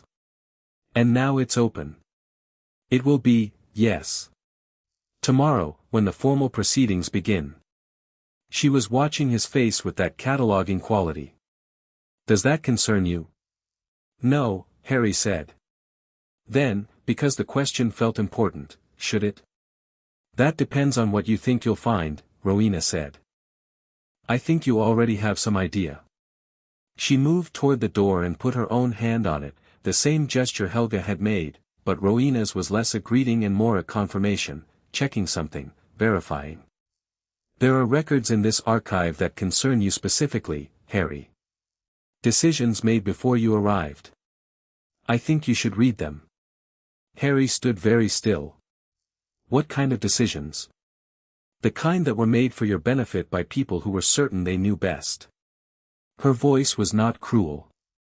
It was precise in the way that precision sometimes precedes kindness, clearing the ground before building on it. I won't tell you what they say. That would be managing you, which seems to be a prevalent habit in your life and one I'm not inclined to contribute to.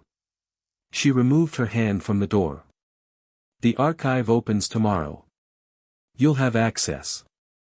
She walked away down the corridor, her robes making no sound on the stone. Harry stood at the door for another moment. The serpent on the iron handle caught the light. The castle's hum was stronger here, closer to the door, as though whatever was behind it was contributing its own frequency to the building's general song. He went to charms.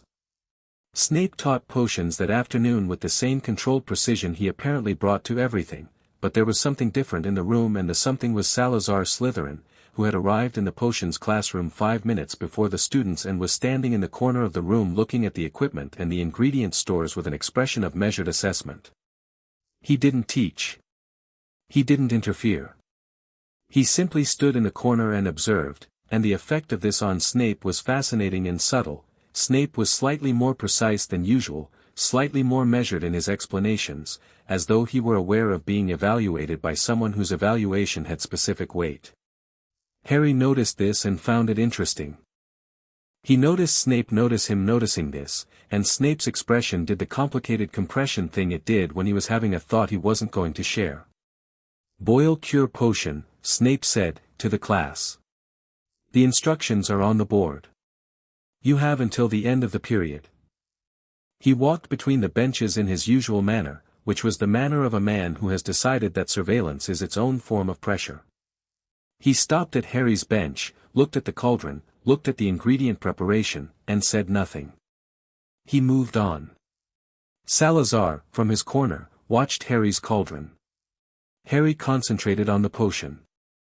He had read the chapter twice the previous night, partly because it was on the homework schedule and partly because there was something about the systematic nature of potion making that he found satisfying, the way each step built on the previous one, the way precision produced results.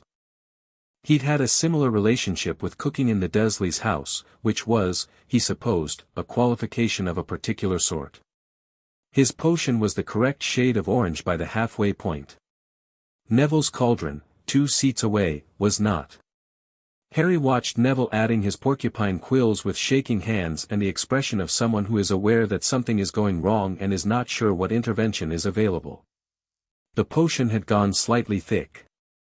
Harry could see the problem: the snake fangs had been added at the wrong stage, and they needed to be compensating with more heat, not less. Without looking at Snape, Harry said quietly, across the bench, "More heat, turn it up and stir clockwise twice, then add the fangs now and the quills after." Neville looked at him, startled. "Now, before it sets," Harry said. Neville did it. The potion thinned, shifted color, began moving correctly. He added the quills and it turned orange, not quite the right shade but close, functional, not a failure. Snape arrived at Neville's bench. He looked at the cauldron. He looked at Harry. The compression happened in his face again. "Adequate," Snape said to Neville, which was clearly not the word he'd intended to use, and moved on. From the corner, Salazar was looking at Harry with an expression that was, for the first time since his arrival, something close to approval. Not warm approval. Just the quiet acknowledgement of someone who has witnessed a correct decision being made and found it worth noting. He left the classroom without speaking, 5 minutes before the period ended, as quietly as he'd arrived. The private conversation between Salazar and Snape happened that evening. Harry didn't witness it.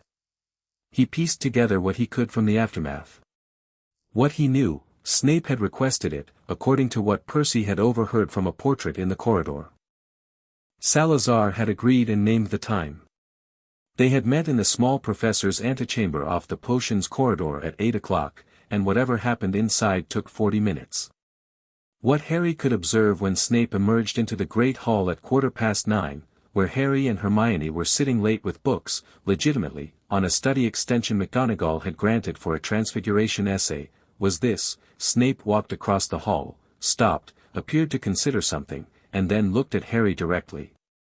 Not with the usual quality of that look, which carried its complicated freight of history and resentment and whatever it was that Snape felt about Harry that was too layered for a first year to fully parse. This was different. Cleaner.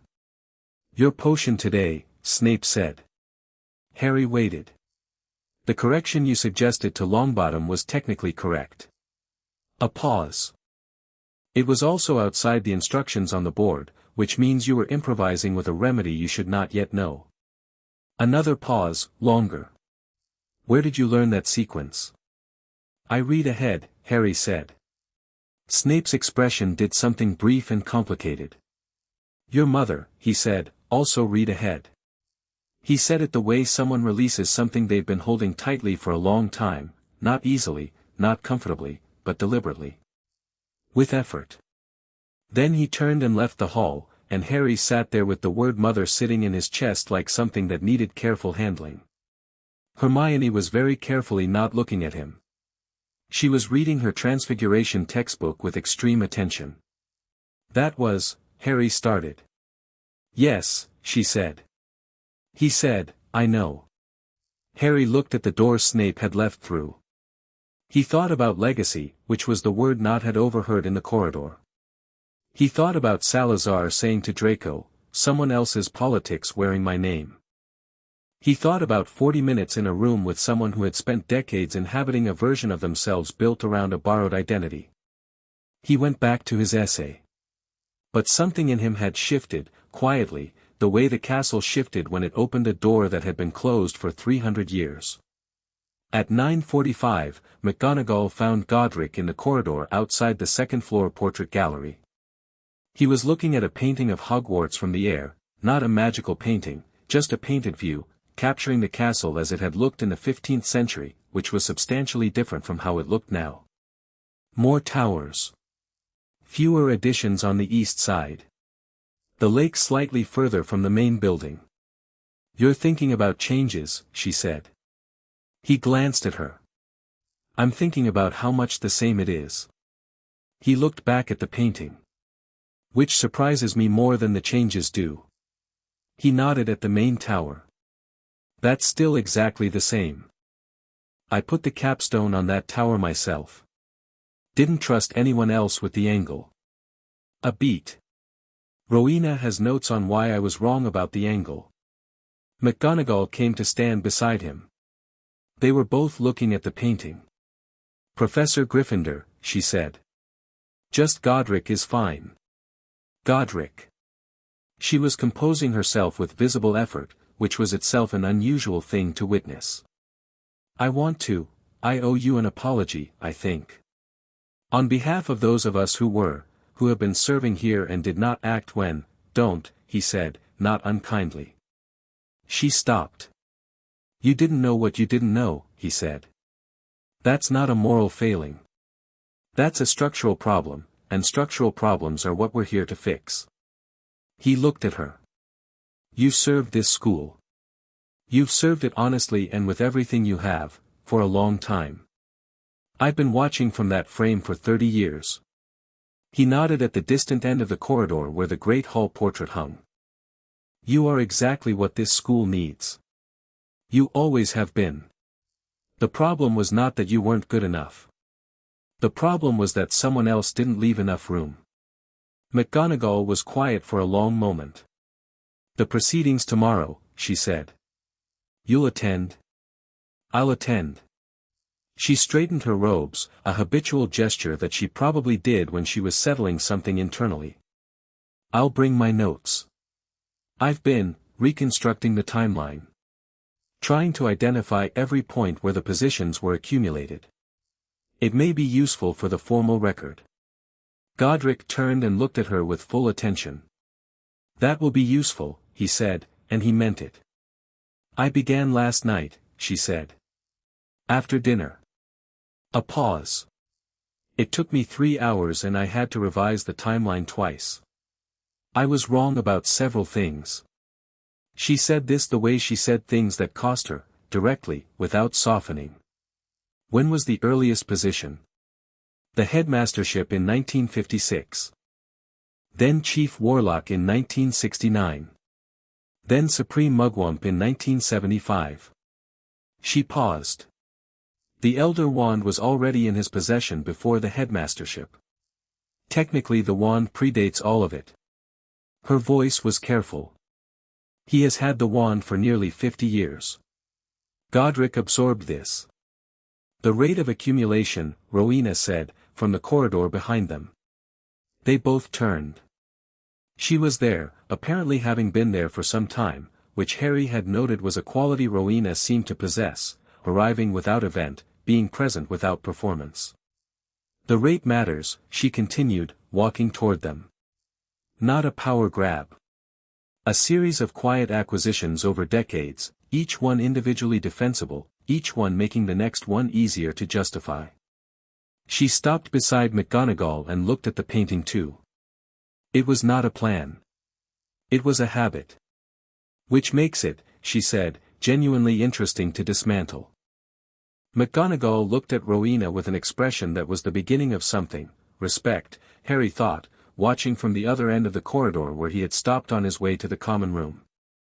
Not deference. Actual respect, the kind that comes from recognizing similar qualities in a different person. Rowena noticed Harry down the corridor. "Bed," she said, without looking at him directly. "He went to bed." He woke at 3 in the morning because the castle told him to. Not in words. In the physical warmth on his forehead, the gentle insistence of the scar, the hum that had shifted to something more urgent. He lay in the dark and listened, and the dormitory was silent around him, Ron's breathing, Neville's, the others. Something was moving in the castle. He lay there for a minute deciding whether to be sensible and go back to sleep. He then got up, put on his glasses and his trainers, and went out. The common room was empty. The fire was low. He went through the portrait hole and into the corridor, and the castle made a decision. The staircase to his right shifted, presented a path, invited him in the particular nonverbal language of stone and gravity and old intention. He followed it. Down 2 flights. Along a corridor he hadn't taken before. Past the tapestry of the dancing trolls that was darker at 3 in the morning and more menacing than it had any right to be. Down again. The 3rd floor corridor. The one that was forbidden. The one with the door at the end. Harry stopped when he reached it and looked down its length. It was dark. Nothing moved. But the warmth in his scar was its most specific here, not the recognizing warmth of the castle, but the other warmth. The warning one. The one that came with the faint nausea of something deeply wrong sitting behind a thin barrier. He was about to turn back, he'd acknowledged it, he'd filed it, there was nothing useful he could do at 3 in the morning alone in the dark, when he heard something. It was not a threat and it was not an animal. It was a voice, very quiet, on the other side of the forbidden door, and it was saying something in a language that Harry, to his considerable surprise, understood. He stood frozen for 3 seconds. He understood it the way he understood things that he hadn't been taught, the way he'd once talked to a snake at the zoo before he'd known that was something that could be done, the way certain sounds bypassed the part of his brain that translated and went straight to the part that meant. The voice behind the door was saying, "Patience. Not yet. After the proceedings. After the distraction." Then it stopped. The warmth in his scar spiked, briefly and sharply, and then receded. Harry backed up 3 careful steps, turned, and walked, not ran, but moved with the focused economy of someone who has decided not to give anything away, back up the corridor and away from the 3rd floor. He was back in the dormitory before 4. He lay on his back and stared at the ceiling with his heart in his throat and thought about Quirrell's face at lunch when Salazar had looked at him. He thought about the fear he'd identified as someone whose plan now has a problem. He thought about Salazar turning his head with that precise, unhurried attention. He thought about what was behind the 3rd floor door, which he didn't know yet, but which he was increasingly certain was significant. And he thought about the fact that the voice behind the door had been saying after the proceedings, that whatever Quirrell was planning, whatever he was waiting for, he was using the Founder's return as either cover or delay. Friday. The formal proceedings. The Founders, the staff, the school focused entirely on the Charter and Dumbledore and the public legal confrontation that had been building since Tuesday night. Whatever was behind that door, Quirrell intended to move while everyone was watching something else. Harry lay in the dark and thought through everything he knew, and by the time the great pre-dawn light began at the dormitory windows, he had a reasonable outline of what was happening and no idea yet what to do about it. Which was, he supposed, a better position than having no idea on either count. He got up when the others got up. He ate breakfast. He walked to the great hall with Ron and Hermione and sat down, and the door in the wall was still there and the Founders were present and the castle was humming and the Friday proceedings were hours away. "You look like you didn't sleep," Hermione said. "I slept some," Harry said. What happened? He considered not telling her. He considered the strategic value of keeping information close and moving carefully. He thought about Godric saying the worst kind of mistakes are made by people who are certain they're acting correctly and don't consult anyone. "I'll tell you after the proceedings," he said. "I think we need to see those first." Hermione looked at him for a long moment with the expression of someone identifying a variable and choosing to trust it. "All right," she said. "But you tell me everything." "Everything," he agreed. Ron slid into his seat with a plate piled to structural limits and looked between them. Did something happen? Probably, Harry said. Right, said Ron, and started eating, because Ron had developed an admirable philosophy about things that were happening beyond his current capacity to address, namely, that they would require energy to deal with, and energy required food, and therefore eating was always the correct first response. Harry drank his tea and watched the door in the wall and watched Quirrell at the staff table and watched the four founders take their positions as the hall filled with students and the Morning Post arrived and Friday settled over Hogwarts like a held breath. Outside the windows, the sky over the lake had cleared. The flat grey of Thursday was gone. The morning was sharp and blue and very clear, the kind of morning that has excellent visibility in all directions, which was either auspicious or ominous depending on what you were planning to look at. The castle hummed. Chapter 4, The Archive. The Great Hall at 9 o'clock on Friday morning looked like a different room. Not architecturally. The ceiling was still doing its weather impression, clear and cold and autumn sharp, the same as outside. The tables were still the same 4 long stretches of oak, the candles the same candles, the stone the same stone. But every seat was occupied. Not just with Hogwarts students, with people who had no business being in a school dining hall on a Friday morning and were there anyway, which changed the room's acoustic quality in a way that was more felt than heard. The Wisingamot had sent 3 observers. They were sitting in a row at the end of the Ravenclaw table, draped in plum-colored robes with the Wisingamot seal on the breast, and they had the combined expression of people who had been summoned urgently and were deeply uncertain whether their authority was relevant or decorative in the current context. 2 representatives from the International Confederation of Wizards had arrived by Portkey at 6 in the morning, apparently, and were seated near the staff table with translation charms active and parchment already spread, because the ICW ran on documentation the way Hogwarts ran on magic, continuously and as a fundamental operating principle. A delegation from Gringotts had sent 1 goblin, who was seated alone at the far end of the Hufflepuff table with a document case and the expression of a professional who is being paid by the hour and has therefore arranged his face to reflect no opinion about anything that happens. There were also 24 journalists, 3 ministry officials including someone Harry recognized from Hermione's Daily Prophet clipping as a senior undersecretary, and Arthur Weasley, who was sitting near the back with a notebook and a set of reading glasses and the expression of a man trying to be professionally objective about something personally significant. Ron had spotted his father immediately upon entering. They'd had a brief wordless exchange across the hall, Ron raising his eyebrows, Arthur giving a small nod that seemed to mean I know, just sit down and let things develop, and Ron had sat down and was now engaged in a complicated process of eating breakfast while also tracking approximately 15 things simultaneously. Your dad looks nervous, Hermione said to Ron. Dad looks like Dad when something important is happening, Ron said. He leans forward. He paused. He's leaning forward. We're all leaning forward, Harry said. The door in the wall, the Founder's Archive door, was open. Not wide open. Not dramatically thrown back.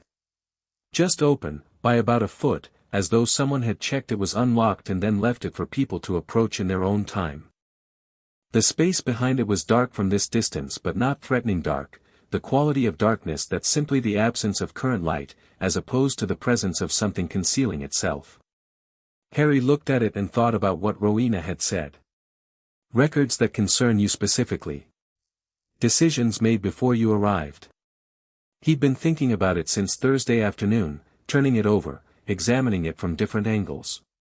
He'd arrived at the conclusion that he both wanted to know and was not entirely sure he was ready, which he suspected was the correct emotional position for someone about to read the file someone else had made about their life. He ate his toast and waited. At 9:15, Godric Gryffindor stood up.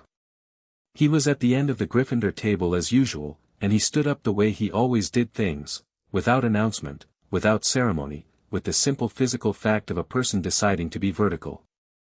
The room went quiet with the same speed it had in the Great Hall on Tuesday night, the same efficient silence that his presence seemed to generate not through intimidation but through the plain authority of someone who has never needed volume to be heard. Thank you for coming, he said, to the room in general. He looked at the observers, the journalists, the ministry officials, the Gringotts representative. Some of you were invited. Some of you came because news travels faster than invitations. Either way, you're welcome. A brief pause. Under the Founders' Charter, these proceedings are required to be conducted publicly. That means everyone in this room has standing to observe and, in specific circumstances, to submit written questions. The process will be explained. He looked at the Wisengamot observers. Those of you with delegated authority should have received the relevant charter provisions this morning. If you haven't, speak to Rowena. The three Wisengamot observers looked at each other with the expression of people who had, in fact, received the relevant charter provisions that morning and had spent 2 hours failing to find any procedural grounds on which to dispute them. Rowena was standing at the central table, where the archive document had been laid out the previous morning. Today it was flanked by 2 other documents, both large, both clearly very old, both thrumming with the same ambient magic that ran through the walls. She had also placed, at the center of the table, a small object that Harry couldn't identify from his seat but which the room's attention kept returning to without any apparent reason. Helga was at the staff table end. She had positioned herself beside McGonagall, not formally, not aggressively, just present, in the way she was present everywhere, warmly and unmovably. Salazar was standing near the archive door. This, Harry thought, was not a coincidence. The charter procedures are straightforward, Rowena said, taking over from Godric with the ease of people who have worked together long enough that transitions don't require signaling. The Founders have identified 9 positions currently held by Headmaster Albus Dumbledore. Of these 9, the charter permits a maximum of 2 to be held simultaneously by any individual. The formal declaration will enumerate each position. Each position will be either conceded by the holder or challenged. Challenged positions will be heard and determined. She looked up from the document. Headmaster Dumbledore. Dumbledore rose from the staff table. He had dressed this morning with care, not ostentatiously, just carefully. Deep blue robes, no star patterns today, something more formal and considered.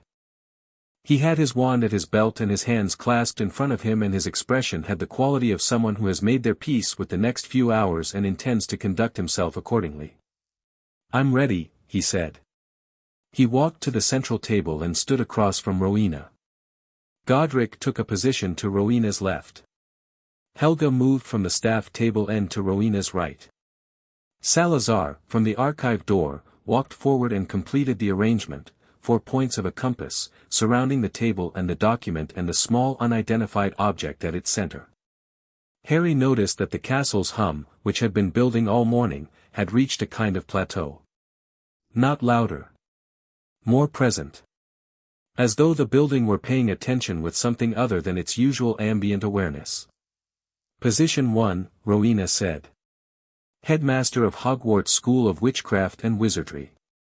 Dumbledore said, clearly, retained. Position 2. Chief Warlock of the Wisengamot. A pause. The room leaned in. Retained, Dumbledore said. Several of the Wisengamot observers wrote something down simultaneously. The senior undersecretary looked at his colleague. Arthur Weasley's pen moved. Position 3. Supreme Mugwump of the International Confederation of Wizards. Conceded, Dumbledore said. The ICW representatives looked at each other. One of them began writing with the air of someone who has prepared for this possibility and is methodically executing a plan. Position 4. Grand Sorcerer designation, granted by the European Academy of Advanced Magic in 1956, carrying with it administrative authority over the Academy's British chapter. Dumbledore was still. Conceded. Rowena looked at him briefly. If she was surprised, she didn't show it. Position 5. Warden of Magical Britain, an informal designation carrying formal powers under the Emergency Magical Powers Act of 1943, never formally rescinded. I wasn't aware that one was on the list, Dumbledore said. Then you should have checked the list more carefully, Salazar said from his position, without inflection. Conceded, Dumbledore said, after a moment. Position 6. Honorary senior membership of the Dark Force Defense League, carrying with it executive veto powers over the League's policy recommendations to the Ministry. I genuinely did not know that membership carried executive powers, Dumbledore said. The documentation is in the archive if you'd like to verify, Rowena said. I'll take your word for it. He paused. Conceded. Position 7. Keeper of the Hogwarts Charter. The room was very quiet. This one was different. Harry could feel it in the change in the room's atmosphere, the way people shifted.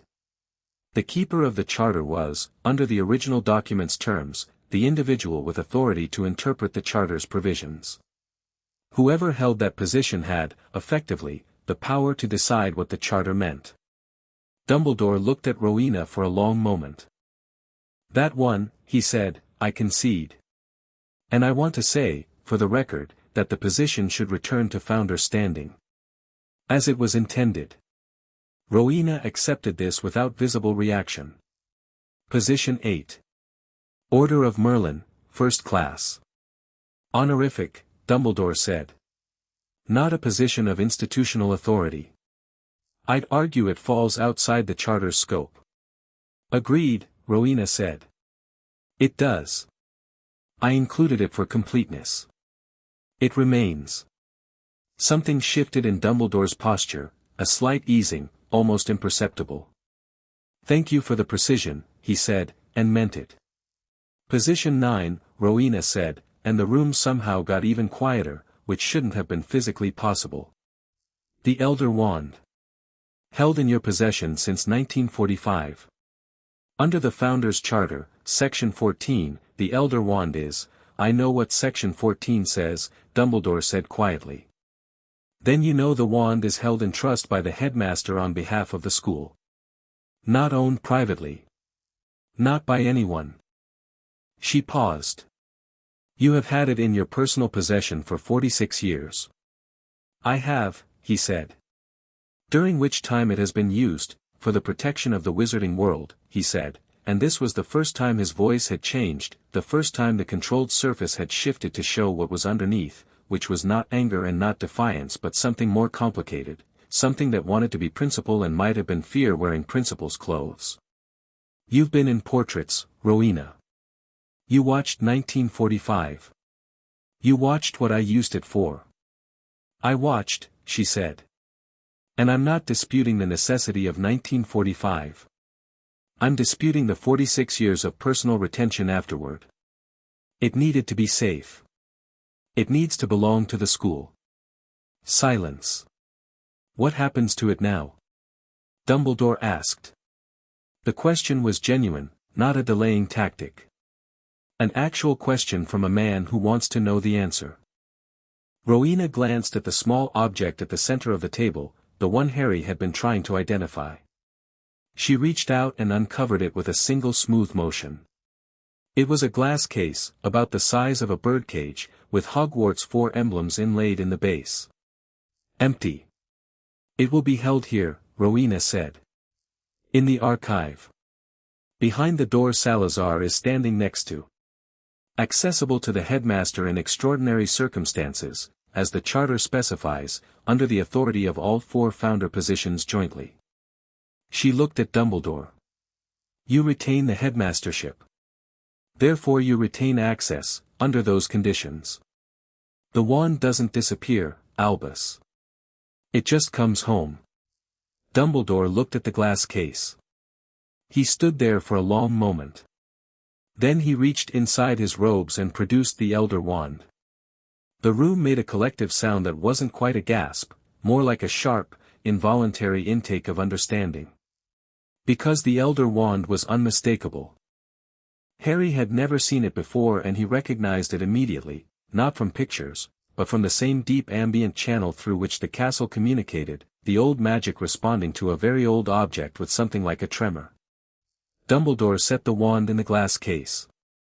The case sealed with a sound like a key turning, and the Hogwarts emblems glowed briefly, warm gold, and went still. Salazar opened the archive door fully. He stepped back. The case, the wand inside it, floated gently through the door and into the archive, and the door remained open. Nobody spoke for a moment.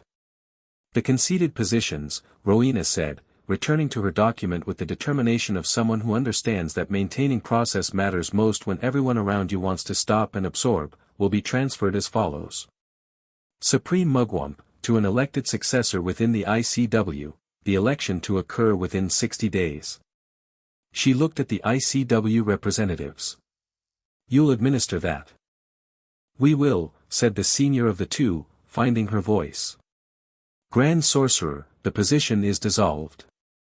The Academy's British chapter may reconstitute its own governance as appropriate. She turned a page. Warden of Magical Britain, the 1943 Act is hereby formally rescinded as of today, as the emergency conditions it addressed no longer pertain. Ministry representatives, please note for the legislative record. The senior undersecretary was writing fast. Keeper of the Charter returns to joint founder standing. She closed the document with a soft, definitive sound. The challenged positions, Headmaster and Chief Warlock, will be heard now. Headmaster Dumbledore, you may make your case. Dumbledore's argument was, as Harry had predicted and Ron had seconded, genuinely good. He didn't perform it. He stood at the central table and made it the way a craftsman demonstrates work, systematically, without decoration, letting the construction speak for itself. The headmastership he argued briefly because it needed little argument. He had served the school for 30 years, the school had flourished by most measurable standards, and there was no current successor identified. The charter provided that headmaster transitions required a minimum 60-day handover period. He was not requesting permanent retention, he was requesting continuation pending proper succession. The founders didn't deliberate visibly. Godric and Helga exchanged a look. Salazar examined his nails. Rowena said, the headmastership continues pending designated succession. 60 days. Thank you, Dumbledore said. The Chief Warlock argument was longer. He laid out, in specific and documented detail, 15 instances between 1969 and 1991 where his presence in the Chief Warlock chair had prevented legislation that would have materially harmed specific categories of wizarding citizen. He named names. He cited votes. He had, Harry realized, been building this argument for years, not for this occasion, necessarily, but the way very organized people build arguments out of habit, against the day when someone asks them to justify themselves and they want to be able to. The hall was silent throughout. Even the journalists had stopped moving. When he finished, he said, I am not arguing that the position should be mine permanently. I am arguing that removing it immediately, without a prepared successor with equivalent standing and commitment to the same protections, creates a window. I have specific concerns about what moves into a window. He paused. I think you know what those concerns are. Rowena looked at him. Your concerns about Voldemort. The room flinched at the name. Not Dumbledore, not the founders. My concerns about the political vulnerability that follows any weakening of Muggle-born protections under law, Dumbledore said precisely. Which is, historically, the first step. Your concerns are noted, Helga said. And shared. She looked at the Wizengamot observers. The transition for the Chief Warlock position will occur within 90 days. During that period, Headmaster Dumbledore may continue in the role under charter supervision, meaning joint founder review of any significant legislative action. She looked at Dumbledore. You don't act alone in that chair anymore. Agreed? Dumbledore looked at the four of them and understood what was being offered, not humiliation, not stripping, but constraint. Oversight. The thing he had never had and had quietly arranged never to need. Agreed, he said. Then we're done, Godric said. He said it simply, without satisfaction, without drama, the way someone says done when they mean it structurally rather than emotionally. The rest is paperwork. He looked at the Gringotts goblin. I assume you're here to certify the transfer. The goblin opened his document case without expression. We are. Godric sat back down. The room began its exhale. People talked. Journalists wrote. The ministry officials clustered. The ICW representatives conferred in low rapid voices. The Wisengamot observers compared notes. Harry watched Dumbledore. Dumbledore stood at the central table for a moment after the founders moved and the room became noise. He wasn't looking at anything in particular. He was doing what Harry was beginning to recognize as his internal accounting, processing, recalibrating, identifying the new shape of things.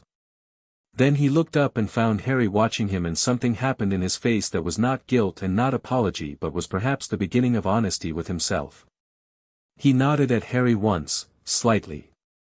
Harry nodded back. The archive opened at 11. Not in the sense that Rowena announced it open.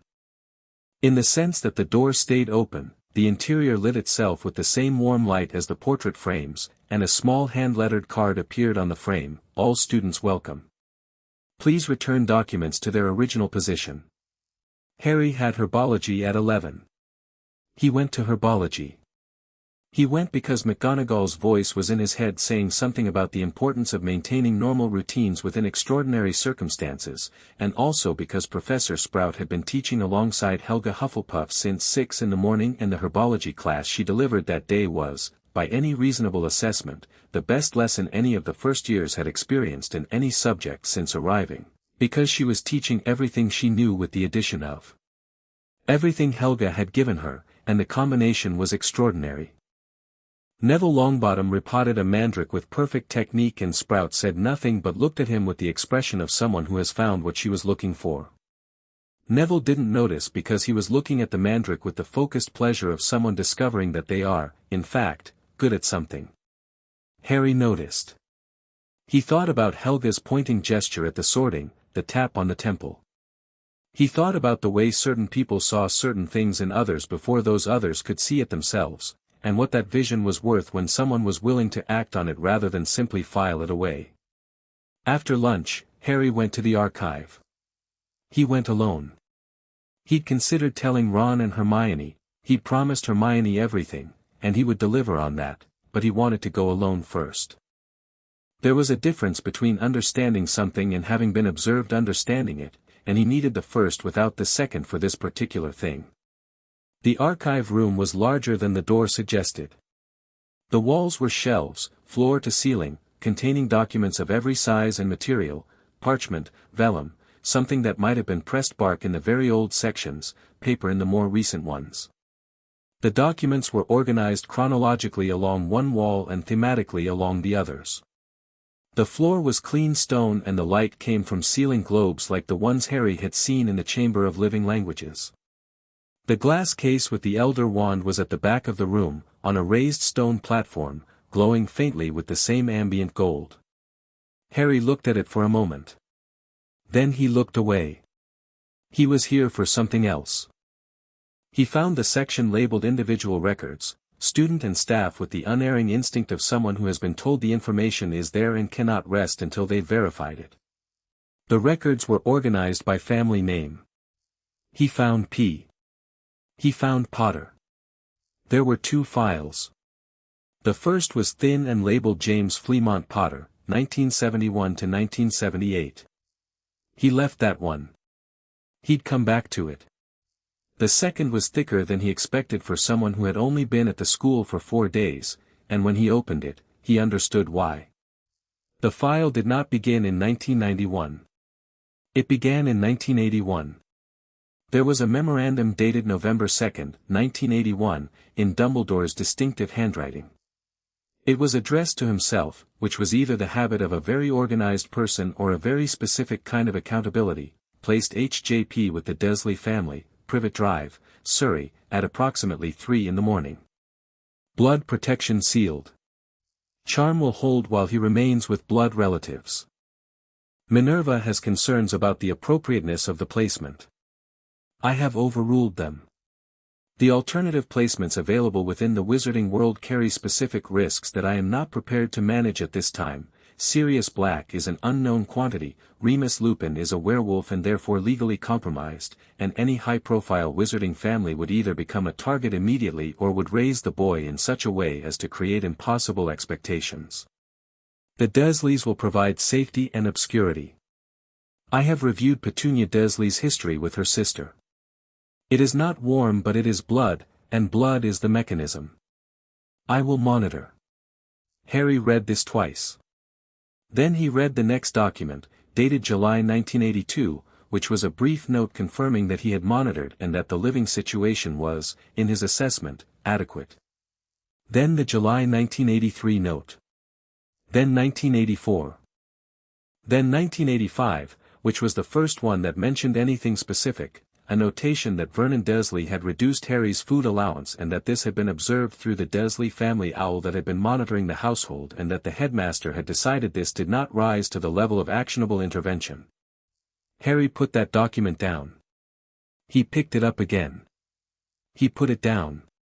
He was aware of several things simultaneously, a cold that had nothing to do with the room's temperature, a clarity that was the opposite of confusion, and something that was not quite anger and not quite grief but occupied the same space that both would have occupied if he'd had more time to sit with it. He read the 1985 document again. Did not rise to the level of actionable intervention. He filed this. He did what he had always done with things that were too large to process in the moment. He put them in the part of himself that was very organized and very cold and very quiet, and he kept reading. The file continued chronologically. Annual monitoring notes. Observations through magical means, how many meals, whether he attended school, his academic performance as reported by Muggle school records that someone had apparently been obtaining, his health as assessed from a distance. The notes were clinical and detailed and written in the tone of someone managing an asset rather than caring for a child, which Harry suspected was not Dumbledore's intention but was, unavoidably, the effect of the form his care had taken. The last document before his Hogwarts letter was dated June 1991. It was longer than the others. It read, in part, "The boy has grown up with no knowledge of his history or his standing in the wizarding world," which was the intention. He appears resilient and perceptive. The deprivation of his early years may in fact have served the greater purpose. A boy who has been loved and celebrated and protected cannot walk toward a death he doesn't know is coming with the same clarity as a boy who has learned to manage without those things. The prophecy requires a particular kind of courage. I have, perhaps, been farming a specific kind of courage. Harry sat with this sentence for a long time. Farming a specific kind of courage. He closed the file. He held it on his knees and looked at the opposite wall, and the sentence was still there when he looked away, written on the inside of his eyes. He thought about what Dumbledore had said at the proceedings: Harry Potter is going to need more protection than your charter can provide. He thought about it differently now. He thought about what it meant to be the subject of a plan you hadn't been told about, for a purpose you hadn't consented to, prepared in a way that the person preparing you had decided was necessary. He thought about Godric saying, "Anyone who tells you differently is managing you." He put the file back on the shelf. Precisely where it had been. He turned and walked out of the archive room into the hall, and he stood in the corridor for a moment with the afternoon light coming through the window at the end, and he thought, "I'm not angry." He checked. He was something more complicated than angry. He was the thing that comes after anger has been examined and found to be insufficient to the situation. He walked back toward the common room. Rowena was in the corridor. Of course she was. "You read it," she said. "Yes." She looked at him. Her expression was not sympathetic in the way people performed sympathy. It was something more useful, the expression of someone who respects what you've just done enough not to diminish it. "He cares about you," she said. "That's in the file too." "I know," Harry said. And he did. That was the complicated part, the part that didn't resolve into clean emotion. The caring was in there too, alongside the calculation, and they were not separate things, they were wound together so tightly that pulling one out would destroy the other, which was not the same as either of them being acceptable. "What are you going to do with it?" Rowena asked. Harry looked at her. I don't know yet. Good answer. Why? Because knowing too quickly means you've decided before you've thought, she said. And you're a thinker, Harry Potter, whatever else you are. She looked down the corridor. There's also a file for your parents. James and Lily both.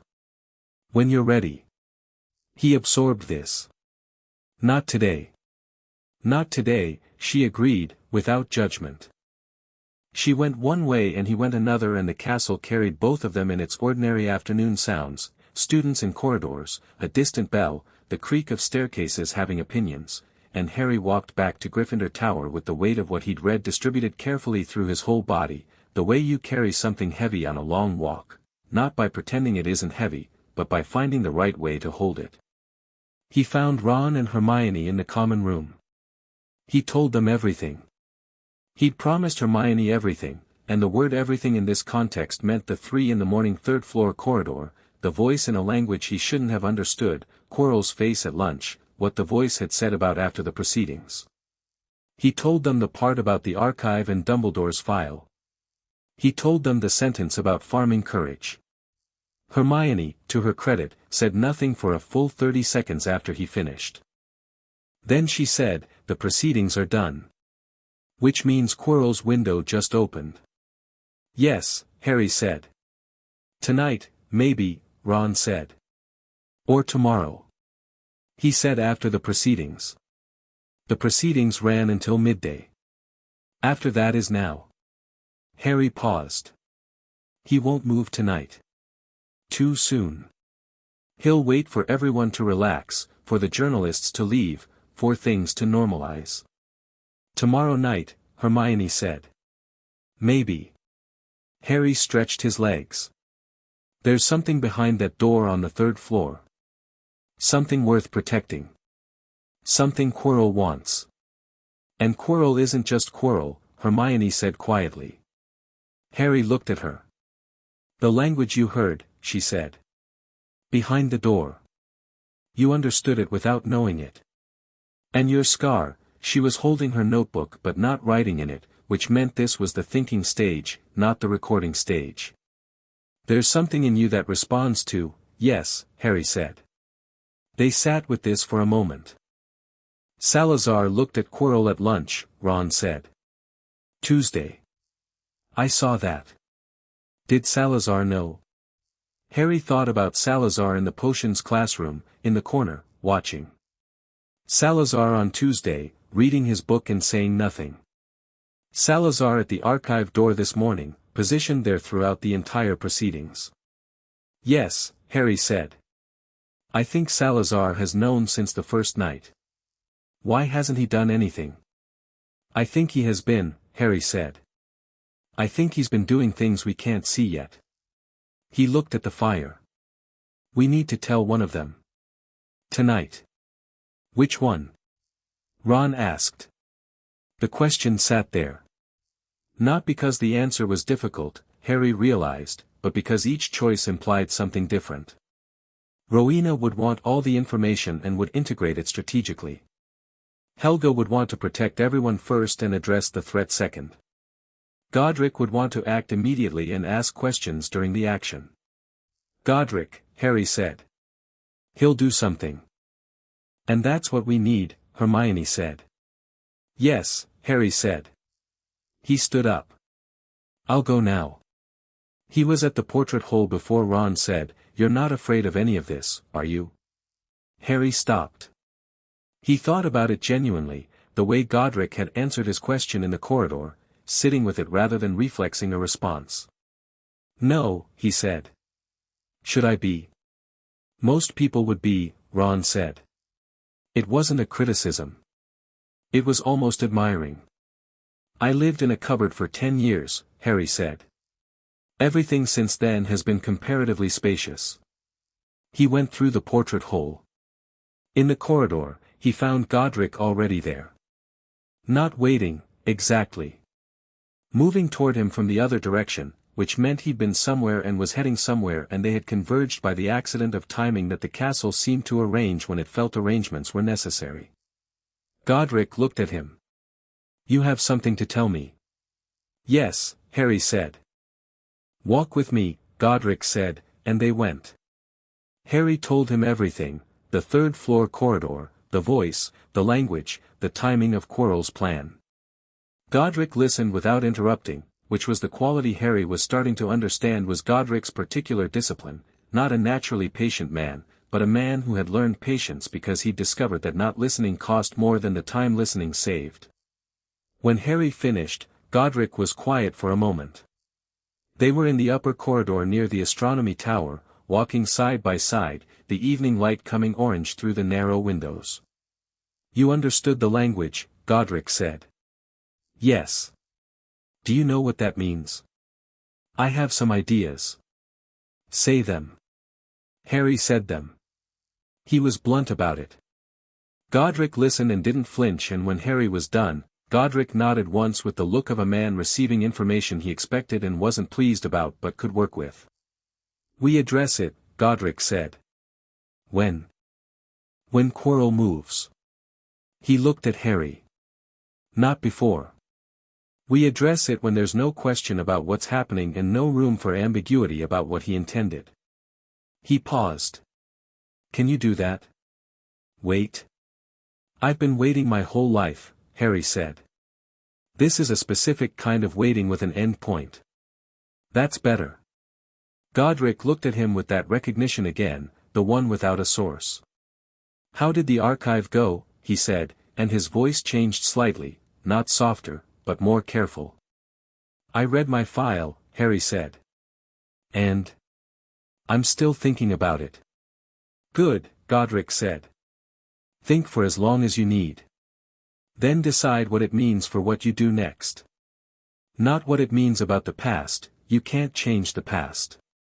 What it means for next. He stopped walking and turned to face him fully. You're not a piece on someone's board, Harry. You were moved around like one for a long time.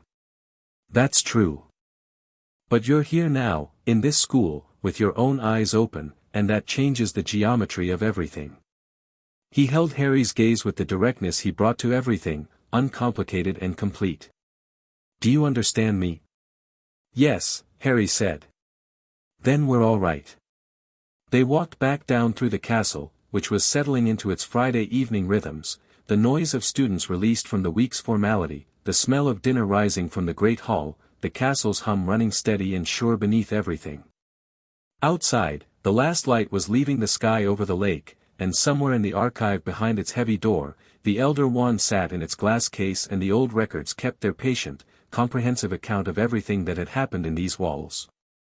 And in the third-floor corridor, behind a locked and forbidden door, something waited. It did not have to wait much longer. Chapter 5, Fire and Stone. Saturday passed quietly, which was the worst possible sign. Harry spent most of it paying attention to things that looked like nothing. The way Quirrell left breakfast 10 minutes early. The way he walked, not in the direction of his office, not toward the defense classroom, but south, toward the lower corridors, and then doubled back when he saw a group of third years in the hall. The way he didn't eat dinner at all. The way his hands, when he poured himself water at the staff table, were not shaking with the nervous energy that characterized him normally but were very still, which was different and more informative than the shaking. Still hands on a nervous man meant he'd made a decision. Harry told Godric at 7 o'clock Saturday evening. Godric listened, nodded once, and said, "Tonight." "Tonight," Harry agreed. "You're not going near that corridor," Godric said. Harry looked at him. Godric looked back. "I know what you're thinking. The answer is no." "You don't know what's in there," Harry said. "Not all of it." "I heard the voice. I understood it." "That might matter." "It might," Godric said. "It also might get you killed, and I'm not interested in that outcome." He paused, reading Harry's expression with the efficiency of someone who has assessed a great many people across a very long time. "You're not going to stay in your dormitory, are you?" "I'm going to be in the area," Harry said carefully. "Not necessarily in the corridor." Godric stared at him for a long moment. Then he said, "Stay behind us. If I tell you to move, you move. If Salazar tells you to stop, you stop. If Helga, I will do whatever Helga says immediately and without question, Harry said. He'd spent a week watching Helga operate. This was not a difficult commitment. Godric almost smiled. Smart boy. He turned. Get your friends. If they're coming, and I know they're coming, they stay together and they don't improvise. Harry went back to the common room and told Ron and Hermione. Ron said, tonight. Hermione said, I've been ready since Thursday, and produced, from her bag, a folded piece of parchment covered in her small dense handwriting. I've been reconstructing what the protection system might look like based on what I've read about Hogwarts defensive architecture. There are 7 layers typically used in a founder-level security construct. I think, Hermione, Ron said. Yes. Is that useful right now or is it useful later? She considered. Both. But more later. She folded it and put it away. What time? When Quirrell moves, Harry said. We watch him. They watched him. They watched from the Gryffindor table after dinner, where Quirrell sat at the staff table and ate nothing and drank nothing and eventually, at 9:45, stood up and walked out of the Great Hall. Harry was on his feet before Quirrell had cleared the door. Ron and Hermione were right behind him. They tracked him at distance, far enough to stay out of his peripheral awareness, close enough to maintain visual contact. Quirrell moved with the particular economy of someone who has committed to something and is past the anxiety of decision into the mechanical calm of execution. He went up one staircase, across a landing, and then down again, doubling back, checking, the path of someone expecting to be followed and creating opportunities to confirm they weren't. Harry, Ron, and Hermione went still each time, flat against walls, behind tapestries, using the castle's own geometry as cover. The castle cooperated. Shadows that should have been insufficient became sufficient. Doors that might have creaked didn't. The stone held them the way good terrain holds good soldiers. Quirrell reached the 3rd-floor corridor. He unlocked the door at the end without hesitation, with a wave of his wand that was fluent and practiced. He'd done this before, Harry realized. He'd been going in and out for days, familiarizing himself with whatever lay inside. The door opened. Quirrell went through. The door began to close. Harry ran. He got through the door a half-second before it sealed, with Ron and Hermione directly behind him, and then they were in the antechamber on the other side and the door shut with a sound like finality, and the first thing Harry registered was the size of the thing in the room. The Cerberus was asleep. All 3 heads were down, breathing in the slow syncopated rhythm of something in deep rest, each enormous exhalation stirring the air in the chamber like a warm wind. The chamber smelled of dog and old stone and the very specific quality of an enclosed space where something very large lives. The floor was scattered with enormous bones. Quirrell was already at the trapdoor in the floor, which was open. He'd gotten through the creature somehow, ahead of them. One of his hands was raised, a melodic spell dying on his lips. Music, Harry thought. Someone knew about music. Harry looked at the sleeping Cerberus. He looked at the trapdoor. Hermione grabbed his arm. She nodded at the trapdoor. Down. They went.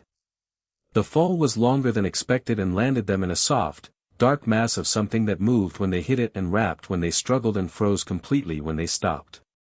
Devil's Snare, Hermione said immediately, in the tone of someone whose study preparation has just proved directly useful. Stop moving. Both of you. Stop completely. Harry and Ron went still. The plant's tendrils, which had been tightening, stopped. I need light, Hermione said. Harry produced light, wordless, instinctive, the same way he'd been doing small magic since he was small without understanding what it was. A bright sustained light from his wand tip that was considerably more than Lumos would have produced at this stage of anyone's education, but Harry had stopped being self-conscious about the gap between what he could do and what he'd been taught to do approximately 2 days into school. The Devil's Snare recoiled from the light. It uncoiled and withdrew with the visible reluctance of a plant that would prefer to be left to its preferences but ultimately can't argue with photosynthesis. They dropped through to the floor beneath. Hermione was already moving. He's ahead of us. He's had time to clear each room. We know the rooms. Ron said. 7 layers. I have thoughts. She was running and talking simultaneously. Wingardium Leviosa and keys, that's typically 2nd layer. Then something physical, 3rd, could be chess, could be creature-based, could be obstacle. They hit a locked door and went through it into a high-vaulted chamber full of flying keys. Hundreds of them, darting and wheeling through the air on wings that moved too fast to track individually. On the far side, a locked door with an ornate handle. No broomsticks. Quirrell would have used a summoning charm, Hermione said, looking up. Which key? Ron asked. Harry was already looking. Not at the mass of keys but at the door, at the handle, at the lock, at what the lock's shape implied about the key that fit it. He was looking the way he looked at everything, with the focused patience of someone who has learned that most answers are already visible if you haven't rushed past them. Old one, he said. The lock is the original, not replaced. See the wear pattern? It's been used thousands of times. The correct key will be worn the same way. He looked up. Large, iron, slightly bent on the left side from the natural torque of repeated use. Hermione looked at the lock, looked up at the cloud of keys, and pointed. There. 3rd cluster from the left, moving in a loose figure 8. Ron jumped for it. He missed. It dodged with the liquid evasion of something that has been avoiding hands for a very long time. Harry watched its pattern, 3 beats in the figure 8, then a break left, then back, and on the break left he reached out with his wand and called it, not with a formal accio but with the same instinctive directness he'd been using all term, and the key came to him like it was always going to. He put it in the lock. The door opened. The 3rd chamber had the particular quality of a room that had been recently used and recently exited in a hurry. The giant chessboard was chaos, pieces knocked from their squares, the black sides ranks dismantled, a path cleared through the carnage toward the far door that had not been tactically subtle so much as brutally direct. Quirrell had simply destroyed everything between him and the exit. The White Queen was standing in the middle of the board, upright and undamaged, which told Harry that Quirrell had come in on the black side and the white pieces hadn't needed to act. We come in on the white side, Ron said, already reading the board with the instinct of someone who has played chess since he was 4 and treats it less as a game and more as a language. We move through the spaces he cleared. He opened a channel right through the middle. Look, it's still open. The board will close it, Hermione said. Not immediately, Ron said. The reset takes time. If we go now, we go through the existing gap before it regenerates. He looked at Harry. Trust me on this. Always, Harry said. They moved through the board. Ron called the moves in a low rapid voice, not recklessly, not cautiously, with the calibrated confidence of someone who has been doing this long enough that the board is talking to him in a way it isn't talking to the others, a language of spatial relationships and threat vectors that he processed as naturally as breathing. 3 times the white pieces adjusted and Ron adjusted with them, 1 step ahead. Once a white knight moved to block and Ron said, step left, now, and they stepped and the knight's path missed them by a foot and Ron was already calculating the next 3 moves. They reached the far door. The chess room behind them was already beginning to reset, pieces lifting from the floor, the board reasserting its original geometry. You're extraordinary at that, Hermione said to Ron, not as a compliment but as a statement of observed fact, which was its own kind of compliment. Ron's ears went red. It's just chess. It really isn't, she said, and opened the door. The 4th chamber had a troll, already unconscious. Quirrell had not been gentle about it.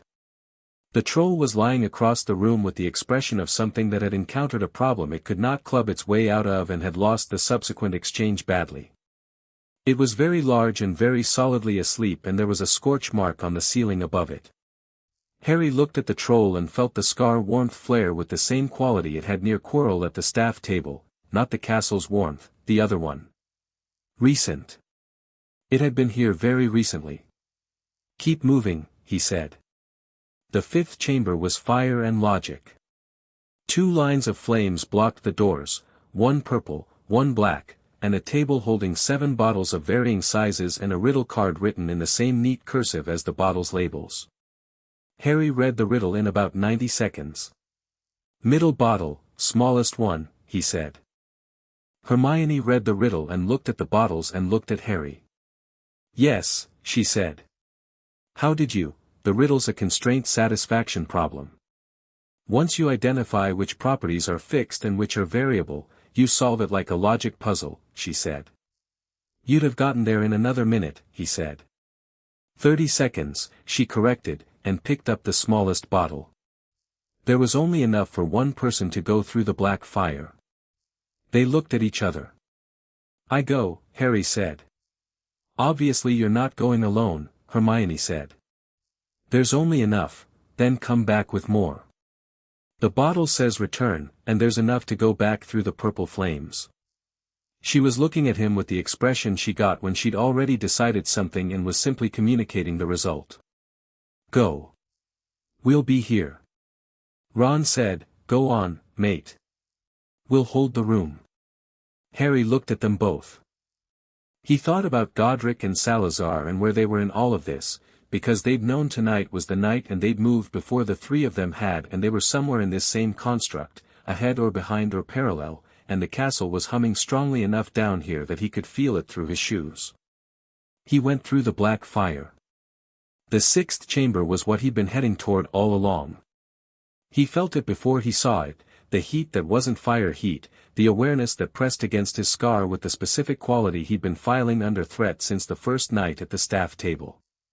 The room was lit by some ambient magical source that cast no shadows, which made the space feel simultaneously vast and close. Quirrell was at the far end, standing in front of a large ornate mirror. Harry knew it immediately, not because he'd seen it before but because the mirror had a quality that objects of significant enchantment have, a presence that occupied more than its physical dimensions. It was showing Quirrell something, or not showing him something, and Quirrell's posture had the frustrated quality of a man who has arrived at the final door and found the key is the wrong shape. Harry walked into the room and Quirrell turned around. He looked different. The nervous quality was entirely gone, not suppressed, absent, as though it had never been anything more than a costume he'd found useful. What was underneath was older and colder and more precise, and the face Harry was looking at was familiar in the way that things you've been warned about are familiar even when you've never seen them. Harry Potter, Quirrell said. His voice had changed too, no stammer, no hesitation. I wondered when you'd arrive. What's the mirror doing? Harry said. Quirrell's eyes narrowed slightly. Hiding something that belongs to me. He tilted his head. You're not afraid. I noticed that about myself, Harry said. It's a mirror of desire. It shows what you want. You want the stone, so it shows you with it, but it won't give it to you because wanting it to use it is the wrong reason. He looked at the mirror. That's the protection. Quirrell stared at him. How do you? I've been paying attention. Harry looked at the mirror and thought, what do I want? He knew the answer before the question fully formed, he wanted the stone to not be used. He wanted Quirrell to not have it. He wanted the simple outcome of this specific threat being neutralized, and wanting the neutralization of the threat rather than the possession of the object was, apparently, the precise condition the mirror required. He felt something heavy in his pocket. He kept his expression still. Step away from the mirror, said a voice from the doorway. Godric Gryffindor walked into the room. He had his sword drawn. Not threateningly, not performatively, it was simply out, in his hand, in the way that a sword is drawn by someone for whom it is the correct tool and who has no complicated feelings about using the correct tool.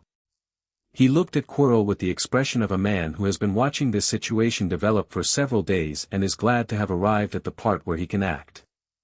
Salazar came in from the other side. Harry had not seen a second entrance. He looked and there was a door that had not been there a moment ago, or possibly had been there and simply hadn't been noticeable until Salazar opened it, which was consistent with what Harry was learning about Salazar's approach to architecture. He walked in with his hands behind his back, which Harry had learned meant he was about to be more dangerous than someone with a weapon, not less. Quirinus, Salazar said. His voice was entirely conversational. This has been coming for months. I want you to know I saw it in September. Before September, in fact, I saw it through the portraits when you accepted the posting. He paused. You smell wrong. You've smelled wrong since the day you arrived. The castle noticed too, which is why the third-floor door kept sticking for you. It was expressing an opinion. Quirrell's hands had come up. The defensive posture of a duelist, professional, trained. You don't understand what I am, he said. I understand exactly what you are, Salazar said.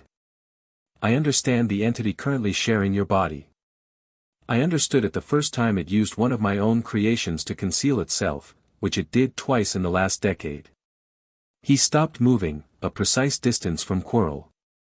The Chamber of Secrets was built as a containment room. Not a birthing chamber for monsters. That was someone else's interpretation. He said this with a quality that was not quite regret and not quite anger and was considerably heavier than either. The basilisk was intended to guard against things like what you've brought into this school. Quirrell's turban began to unwind. Harry had known this was coming. He stood still and watched, and the stone was heavy in his pocket and his scar was going from warm to bright burning, and when the turban fell and the face on the back of Quirrell's head turned toward him and the cold hit him, the specific cold of something that has very little left to lose, Harry looked at it directly. Lord Voldemort. Or what was left of him. A face that had been handsome once and had been reduced to something provisional and desperate, two narrow eyes and a lipless mouth and a hunger that had survived being stripped of almost everything else. Harry Potter, the face said, in a voice like wind through a crack in stone. Give me the stone. No, Harry said. The simplicity of this appeared to disconcert it briefly, in the way that a genuinely simple direct response disconcerts something that has spent decades operating in the language of manipulation and fear. You will die, it said. Probably someday, Harry said. Not tonight. Godric was moving. He moved the way he did everything, directly, without preamble, covering ground with an economy that belied the speed until he was already there. His sword was not the thing he led with his body, with the pure physical authority of a man who has fought things considerably more dangerous than a compromised professor, and he didn't telegraph and he didn't pause. Quirrell's wand came up. What came out of it was not a standard spell. It was older, nastier, the kind of magic that predated the Ministry's classification system, that existed in the same ancestral layer as the castle's foundations. It hit Godric's blade and the blade absorbed it with the same flat efficiency that it had presumably absorbed 1,000 years of similar attempts, because Godric Gryffindor's sword had been made by a goblin and made well and had opinions about dark magic that it expressed by simply not being affected by it. Godric hit Quirrell with the flat of the blade, not a killing blow, a controlled one, the choice of someone who wants the person alive and cooperative and understands the difference between those things and dead, and Quirrell stumbled back. The face on the back of his head screamed. Not Quirrell's voice. Something older and thinner, rage and terror combined into a sound that made the stone walls resonate unpleasantly and the mirror's reflection fracture briefly before restoring. Harry's scar was white-hot and he held still through it the way he'd held still through everything else. Not by suppressing it but by deciding that pain was information and he already had the information and didn't need to keep processing it. Salazar said something in Parseltongue. Harry understood it. He was fairly certain he was the only other person in the room who did, and what Salazar said was directed not at Quirrell but at the entity in Quirrell's body, a formal dismissal, structured and ancient, the kind of language that had been built into the school's magical architecture at construction. The kind that the castle recognized. The room responded. The ambient light shifted. The walls got brighter. The castle's hum rose through the floor and the ceiling simultaneously, converging on the room with the focused quality of something applying concentrated attention to a specific point. Harry could feel it through his whole body, not threatening, but immense. Present in the way that 1,000 years of accumulated intent is present when it finally addresses a specific situation directly. The entity in Quirrell's skull screamed again. It came out. It didn't come out cleanly.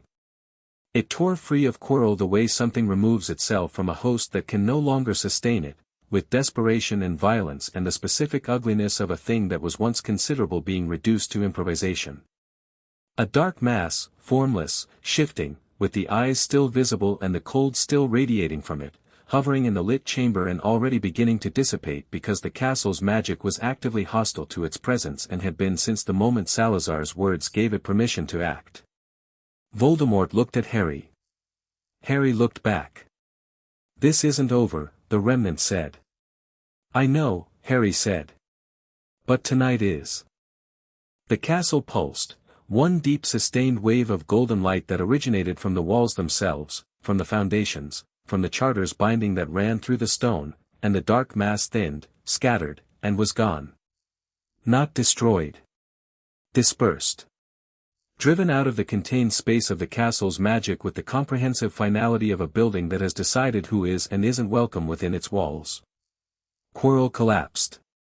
Godric caught him before he hit the floor, which was the action of a man who had been focused and controlled throughout and was still focused and controlled in the aftermath. He lowered Quirrell to the ground and looked at him with the expressionless assessment of someone checking whether someone is alive. "Alive," he said. "Barely." I'll get Helga," Salazar said, already at the door. "She's coming," Godric said, without looking up. "I told her where we were before we came in." "Of course you did," Salazar said. Helga arrived 2 minutes later, which was fast enough that Harry was fairly certain she had been right outside the entire time. She came in with the specific purposeful energy of someone who builds hospitals and knows exactly what she's doing in them, knelt beside Quirrell without any visible concern about who or what he had been, and began working with quiet efficiency. She looked at Harry once. "Are you hurt?" "No," he said. She looked at his hand, which he realized had a burn mark from when he touched Quirrell's arm. He'd reached out instinctively when Quirrell stumbled and made contact with exposed skin, and the contact had done something. He looked at the burn with mild interest. "Sit down," Helga said. He sat down. She continued working on Quirrell with one hand and reached over with her other and placed it over Harry's without looking at it, and the burn went from burning to not burning in approximately 4 seconds, which was a clean demonstration of why Helga Hufflepuff had built the hospital wing before she built anything else. "The stone," Godric said. He looked at Harry. Harry reached into his pocket and produced it. The Philosopher's Stone was smaller than he'd expected, smooth, blood-red, fitting neatly in his palm with the warm weight of something significant. He held it out. Godric didn't take it. He looked at Rowena, who had appeared in the doorway. She must have been in the castle's lower levels, following a different route, or possibly the castle had simply delivered her when she was needed, and Rowena looked at the stone with an expression that was long and complicated and ultimately decisive. "It doesn't belong here," she said. "It never did. Nicholas Flamel made it and it belongs to him and it should go back." She looked at Harry. "Can you hold on to it until morning?" "Yes," Harry said. She looked at him with the stone in his hand. "You could have used it," she said. "You had it in your pocket throughout the entire confrontation." "I know," Harry said. And I didn't want to use it." He looked at the stone. "I didn't want anything from it. Which is why the mirror gave it to me." He paused. "It's his. It should go back." Rowena nodded once and said nothing more about it. They brought Quirrell up. It took time and required Godric and Salazar working together in a way that suggested they had done similar things before, 1,000 years of practice showing in the economy of how they managed the logistics of someone who needed carrying without being further harmed. They moved through the castle's lower levels and up through the trapdoor and through the series of chambers backward, the chess room had fully reset and Ron looked simultaneously delighted and frustrated to have missed the transit, and up the staircase and into the inhabited part of the school. Madame Pomfrey was already in the corridor when they emerged, because Helga had apparently communicated with her somehow, through some channel Harry didn't have the framework to identify but which he suspected involved the castle acting as a very efficient messaging system. Pomfrey looked at Quirrell and then at Helga with the expression of one medical professional regarding another's field work. "What did, soul damage?" Helga said quietly. "Extended hosting. He'll need time and specific care and possibly more specialized help than I can provide here." She paused. "He wasn't entirely willing. Keep that in mind when you're treating him."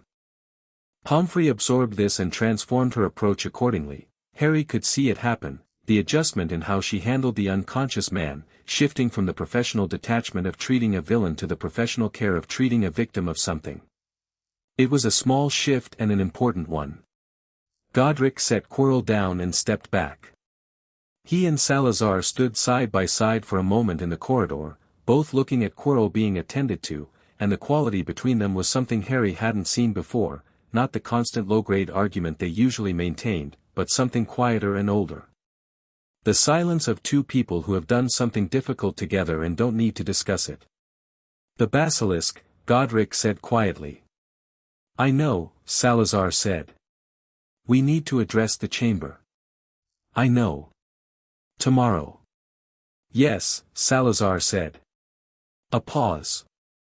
"I should not have left it." "We both left it," Godric said.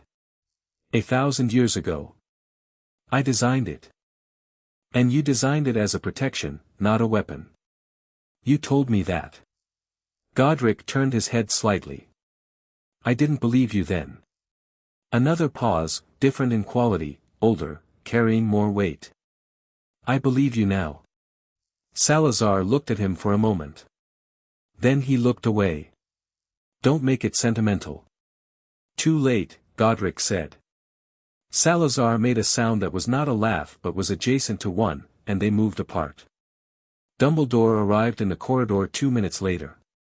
He took in the scene, Quirrell on a stretcher, Pomfrey working, Helga consulting, the 4 students against the wall, Godric and Salazar flanking the space, with the efficient assessment of a man who can reconstruct an event from its aftermath. He looked at Harry. He looked at the state of Harry's robes, dusty from the devil's snare, slightly singed at the shoulder from one of Quirrell's spells going past him, burn mark on his hand now healed. He looked at the stone-shaped bulge in Harry's pocket. "You have it," Dumbledore said. "Yes," Harry said. "Rowena says it goes back to Flamel." Dumbledore looked at Rowena, who was standing at the end of the corridor. "I agree," he said. "I know you do," Rowena said.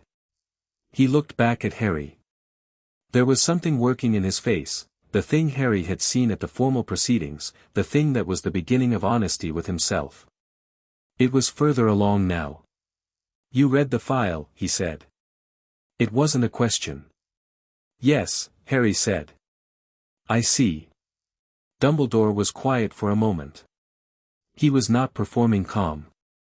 He was actually calm, which was different, and the calm was the kind that comes from a man who has accepted the consequences of his choices and is standing in them without flinching and without excessive guilt, just honest acknowledgement.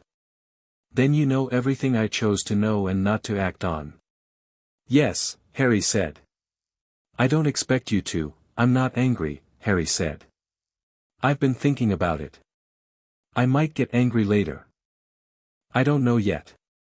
But right now," he looked at Dumbledore with the directness he'd been developing all week, the one that had nothing afraid in it, "right now I want to know about the prophecy." The corridor got very still. Dumbledore's face changed. The calm didn't go away but it got older, deeper, the calm of a man confronting the biggest version of the thing he'd been managing. "That," Rowena said, from the end of the corridor, "is a conversation for morning. When Madame Pomfrey has finished, when everyone has slept, and when we can do it properly." She looked at Harry. "You'll have it. I promise you'll have it. Tonight you need to eat something and rest and let the castle look after you." "The castle can do that?" Ron asked. She built the heating system, Helga said, from where she was consulting with Pomfrey, without looking up. Among other things. Yes. Harry looked at Dumbledore for a moment. Dumbledore held his gaze, and what passed between them was not forgiveness and not accusation but something more functional, a mutual recognition that they were now operating in a different relationship than before, one with less management and more honesty, and that this was going to require adjustment from both of them and that both of them were capable of it. Tomorrow, Harry said. Tomorrow, Dumbledore agreed. They ate in the kitchen because Helga took them there. Not the great hall, the kitchen itself, below the hall, through the pair portrait that Ron had known about from his brothers and Hermione had pretended not to already know about from Hogwarts, a history. The house elves were delighted by Helga's presence in a way that was genuinely moving, not performative, but the deep quiet joy of beings who had been building on a foundation that the architect had just come to inspect and approve. Helga spoke to each of them. Not in a sweeping address but individually, moving around the kitchen with the warm efficiency of someone who understands that being seen specifically is worth more than being praised generally. She remembered names that she hadn't been told, which shouldn't have been possible unless the castle had told her, which Harry was increasingly willing to accept as a complete explanation for most things. They ate at the long preparation tables, cold chicken and warm bread and a soup that tasted like it had been made by someone who understood what warmth was actually for. Neville had appeared from somewhere. He'd been in the corridor when they came up from the lower levels, apparently unable to sleep, apparently having had a feeling, and Helga had simply taken him along without comment. He sat between Harry and Ron and ate with the expression of someone who has had an eventful evening that they didn't entirely understand and has decided to process it primarily through food, which was an approach Harry found entirely reasonable. "What happened down there?" Neville asked, after a while. "We stopped someone taking something that would have been very bad to let them take," Harry said. "Was it Quirrell?" Harry looked at him. "What do you know?" "I knew something was wrong with him," Neville said. "First day. The smell, and the way things near him grew wrong. He was looking at his soup. Professor Sprout noticed it in the herbology classroom too. Helga told me." He glanced at Harry. "I told Helga on Wednesday. About the smell. That's why Salazar was watching him," Hermione said. "Probably," Neville said. He didn't say it like a great revelation.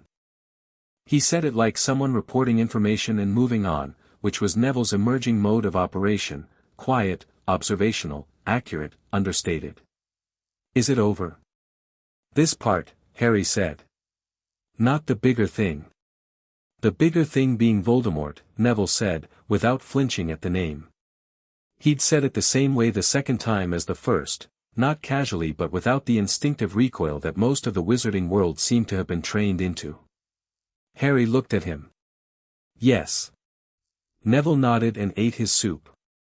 Helga, passing behind Neville's chair, put her hand briefly on his shoulder, the same gesture she'd made at Quirrell's bedside, the touch that was both assessment and reassurance, the touch of someone who has spent 1,000 years understanding what people need and when.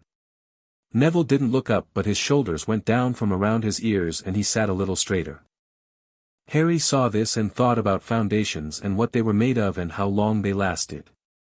At midnight, Harry sat in the corridor outside the kitchen with the Philosopher's Stone in his hand and looked at it. It was beautiful, technically. The deep red of it in the low corridor light. The way it held warmth without reflecting it.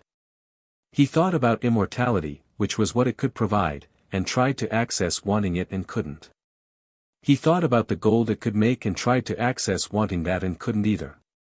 He thought about a man in his 80s who had made this object and used it to stay alive and had the good sense, apparently, to want it back. He thought about Dumbledore's face when Harry had said the prophecy. He thought about what was coming, not tonight, not this year, but coming, and he felt it the way you feel a distant storm, not as fear but as weather. Something you prepare for. Something you face forward. Godric came and sat beside him, which was notable because Godric did not usually sit beside people, he stood, or he moved, and sitting was something he apparently reserved for specific occasions. Good night's work, Godric said. Voldemort's not gone, Harry said. No. Godric looked at the stone. But he's gone from here. The castle won't let him back in. Not now, not after Salazar's words activated the founding protections. This building is sealed against him at a structural level. He paused. That's not nothing. No, Harry agreed. It's not. And you? Godric said. The question wasn't elaborate. It was the question of someone who has watched a person do something genuinely hard and wants to know how they are, not how they performed. Harry thought about it. He looked at the stone, at the corridor, at the light from under the kitchen door. He thought about the file in the archive. About farming a specific kind of courage. About the sentence and what it had cost him to sit with it and what it had given him to put it in the right compartment. I'm all right, he said. And then, because Godric was looking at him with the expression that required honesty, I'm more than all right. I know more than I did a week ago. About this place, about what's coming, about, he paused. About what I'm actually for. Not what someone else decided I was for. He looked at Godric. That's different. Godric looked at him. The recognition in his expression had changed over the week. It had started as something without a source and had been accumulating context, building towards something nameable. Your father, Godric said, was one of the bravest students I ever watched walk out of this school. Harry was still. I watched from the portraits, Godric said. From 1971 to 1978. James Potter. He looked at the ceiling, at some point beyond it. Ran headlong at everything he loved and everything he thought was worth protecting. No hesitation and no very much self-preservation. Absolutely infuriating to watch from a frame. He paused. You're like him in the running headlong part. He looked at Harry. You're more careful with yourself than he was. That's your mother.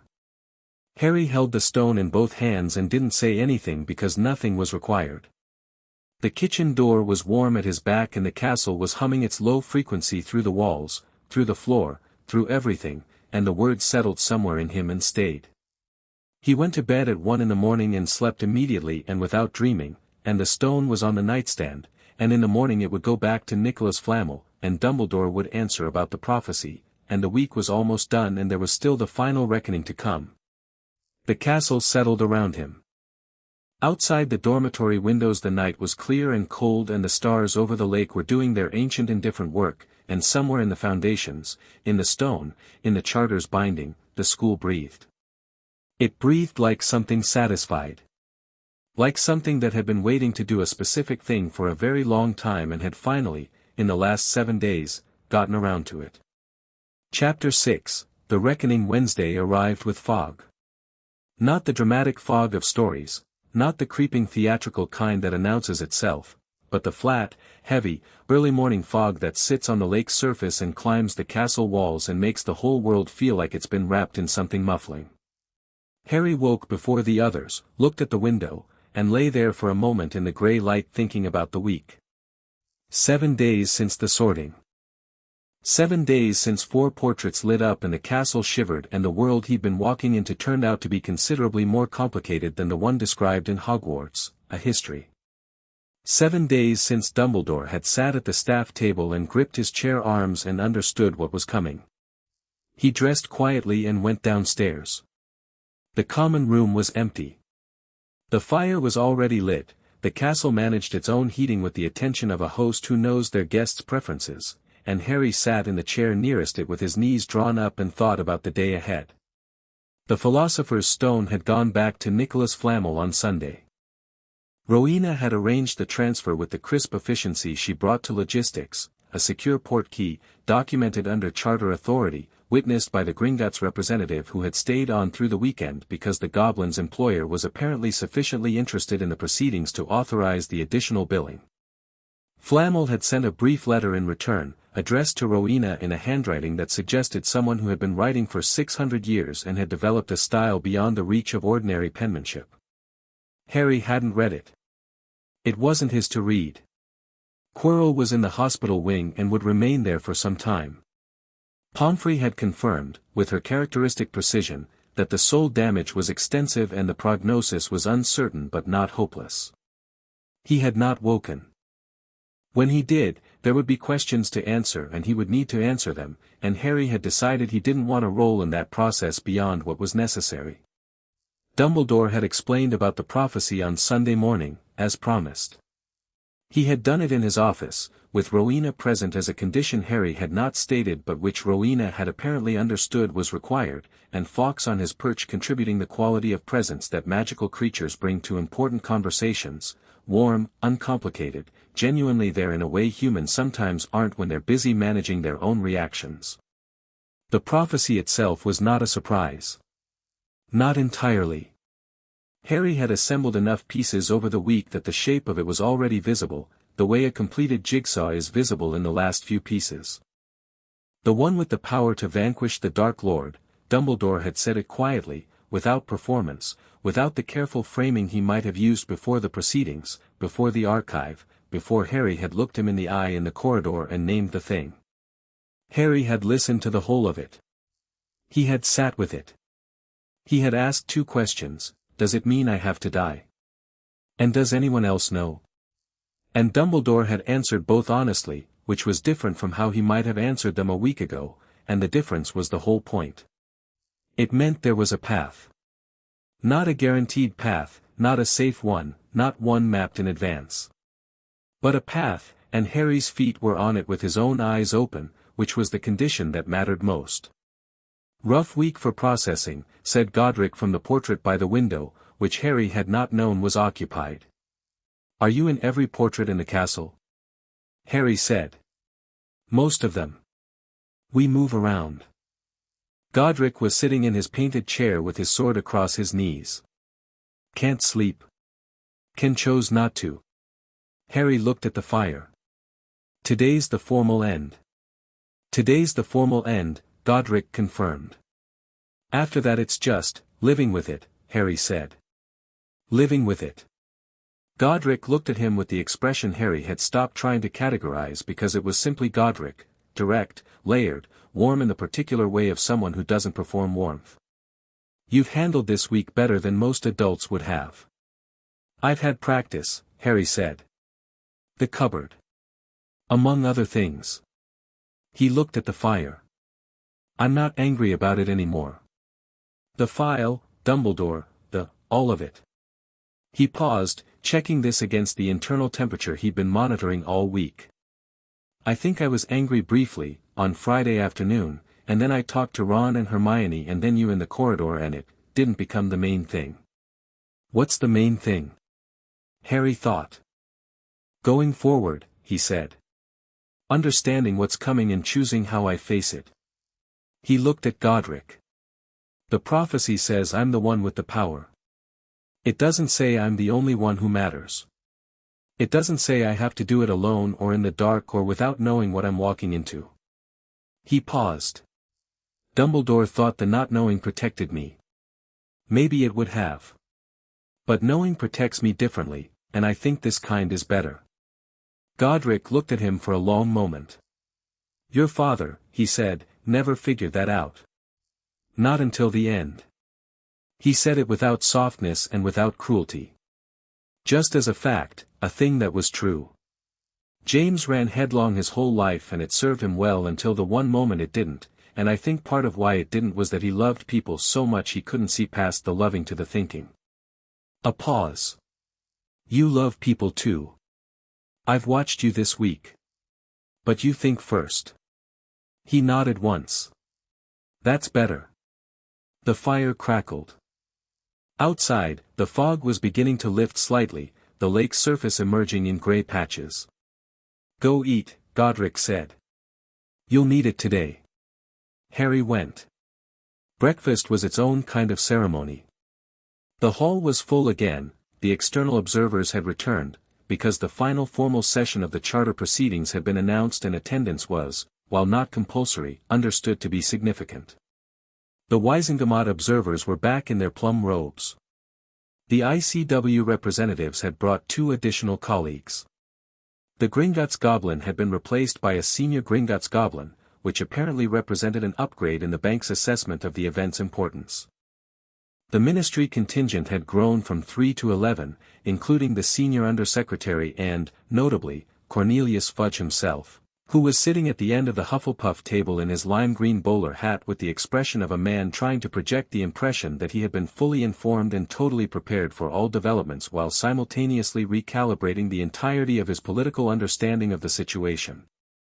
Arthur Weasley was back, 2 seats from Fudge, and had apparently been sitting next to Fudge long enough to have produced a careful professional smile that he was maintaining with some effort.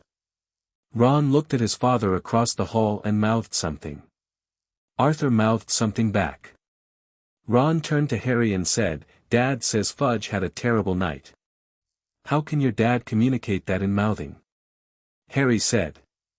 "Years of practice," Ron said. "There are 6 of us." Several dozen owls arrived during breakfast with the Morning Post, and a significant proportion of the letters were addressed to students from parents who had been reading the Daily Prophet's coverage, which had been escalating all week. The Prophet's headline this morning was, according to Hermione's copy, "Final Founders Hearing Today, Wizarding World Watches." The article was 3/4 factual, which was apparently a record for the publication. The 4 founders ate breakfast together. This was new. They'd been at their separate positions all week, Godric at the Gryffindor table, Helga at the Hufflepuff, Salazar in his observation chair, but this morning they were at the central table, the one where the charter had been laid out on Friday. They were eating and talking, and the quality of the conversation between them had shifted from the careful managed distance of people who have been apart for centuries to something more natural. Not that the centuries had disappeared, but that the work of the week had given them a shared present tense again, and that was, apparently, sufficient foundation. Salazar said something to Godric that Harry couldn't hear. Godric laughed, a real laugh, short and loud, the laugh of someone who finds something genuinely funny rather than performing amusement. Rowena looked at both of them with the expression of someone who has logged the joke, found it technically adequate, and moved on. Helga ate toast and appeared entirely content. Harry watched this and felt something that he would have had difficulty naming precisely, something in the vicinity of right, the feeling of things being the way they should be, which was not a feeling he had a great deal of prior experience with. Hermione appeared at his elbow with her notebook and an expression of organized purpose. "I've been thinking about the archive," she said. "Good morning to you too," Ron said. "Good morning. Harry, the archive is going to be an ongoing resource. The records in there, not just your file, the institutional records, all of it, it's a complete history of every significant decision made in this school. If it stays open, which Rowena indicated it would, then students have access to the actual history of Hogwarts instead of the curated version in the textbooks." She paused. "I've already spoken to Madame Pants about cross-referencing the archive catalog with the library holdings." She was very enthusiastic. Possibly the most enthusiastic I've seen her about anything. "It's her life's work getting a 1,000-year upgrade," Harry said. "Exactly." Hermione sat down. "I also think there should be a class. An actual structured class on Founders' Law and Charter provisions. Nothing like it exists in the current curriculum. It should." She looked at her notebook. "I drafted a proposal." "You've been at school for a week," Ron said. 9 days, she corrected. "And the current curriculum has significant gaps. Someone should address them." She looked at Harry. "How are you?" The question landed differently from Hermione than from Godric, because from Hermione it came with the full weight of someone who had been paying specific attention all week and had cross-referenced everything she'd observed against everything she knew and had arrived at the question armed with context. "Good," Harry said. And then, because it was Hermione, better than good. "I know where I stand." She held his gaze for a moment. "Good," she said, with the quiet precision of someone confirming a hypothesis. She opened her notebook. Neville arrived with his breakfast and sat across from Harry with the easy movement of someone who had been finding his way to the same spot for 9 days and had decided it was his spot. He was different from the boy who had shuffled up to the sorting stool, not dramatically, not in ways that would be visible to people who hadn't been watching, but visible to Harry. Less of himself taking up less space. A quieter kind of present. "Are you nervous about today?" Neville asked. "No," Harry said. "I am," Neville said. Not scared exactly. It's like the feeling before something's decided. Like the waiting." "That's what it is," Harry said. "The waiting. After today it's decided." Neville nodded and ate his porridge. "Helga said the school is going to open 3 rooms that have been sealed since 1812, he said, conversationally, as though this were ordinary breakfast news. "Which rooms?" Hermione said, immediately. "She said one of them is a proper teaching greenhouse. Inside the castle. Climate-controlled. Things growing in it that haven't been accessible in 200 years. He was carefully not performing excitement, but his voice had the quality of someone trying not to perform excitement and not entirely succeeding. "She said the plants in there remember her."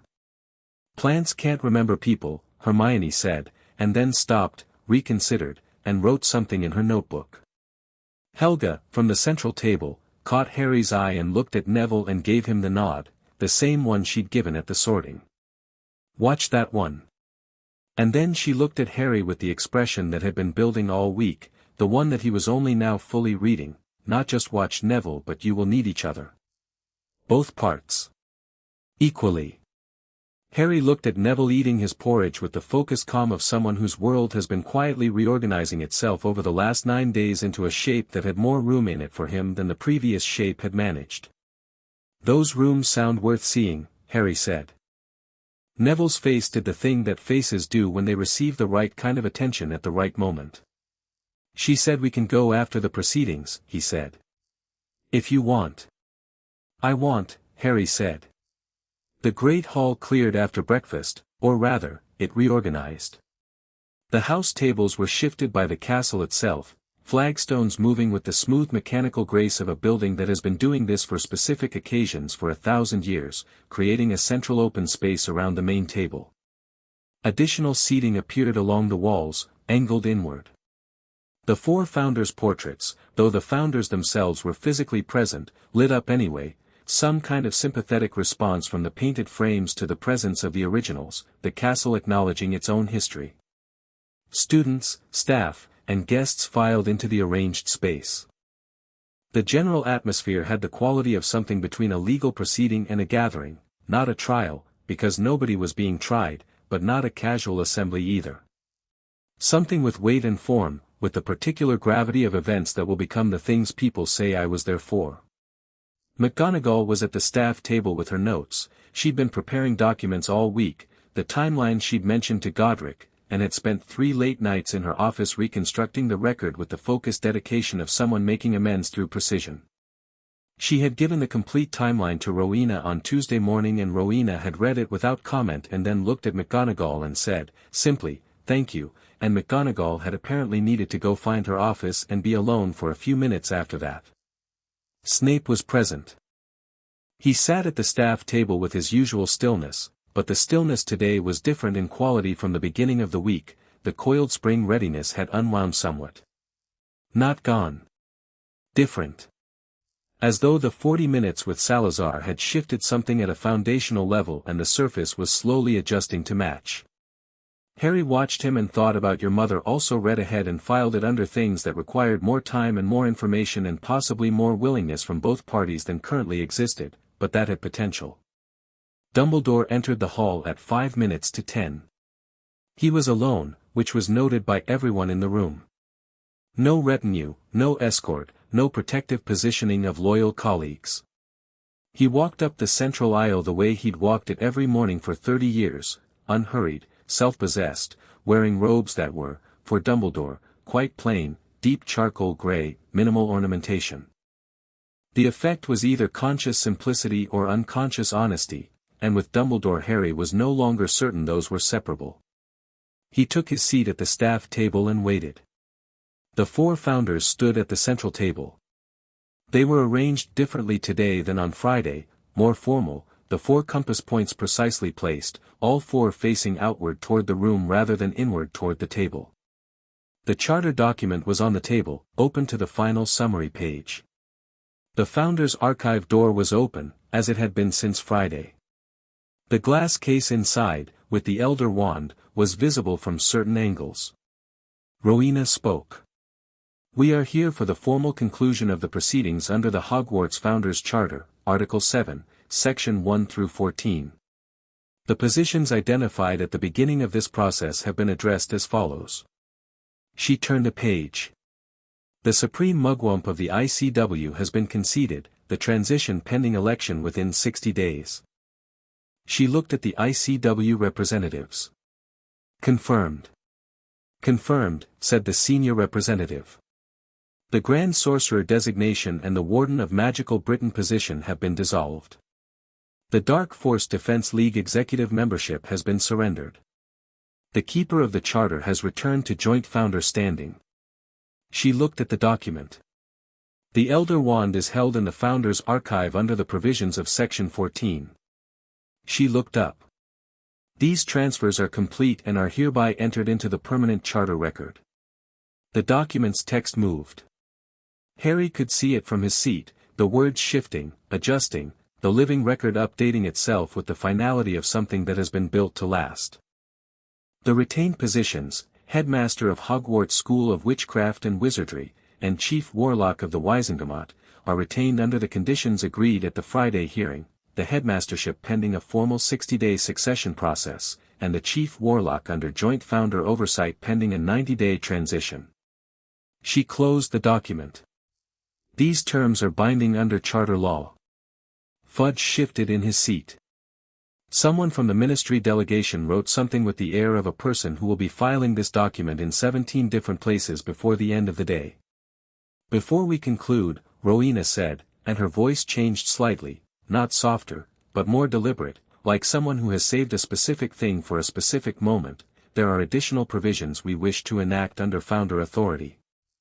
These provisions do not concern Headmaster Dumbledore specifically but concern the operational governance of this school going forward." The room had been generally quiet. It got specifically quiet. Rowena nodded to Helga. Helga stepped forward.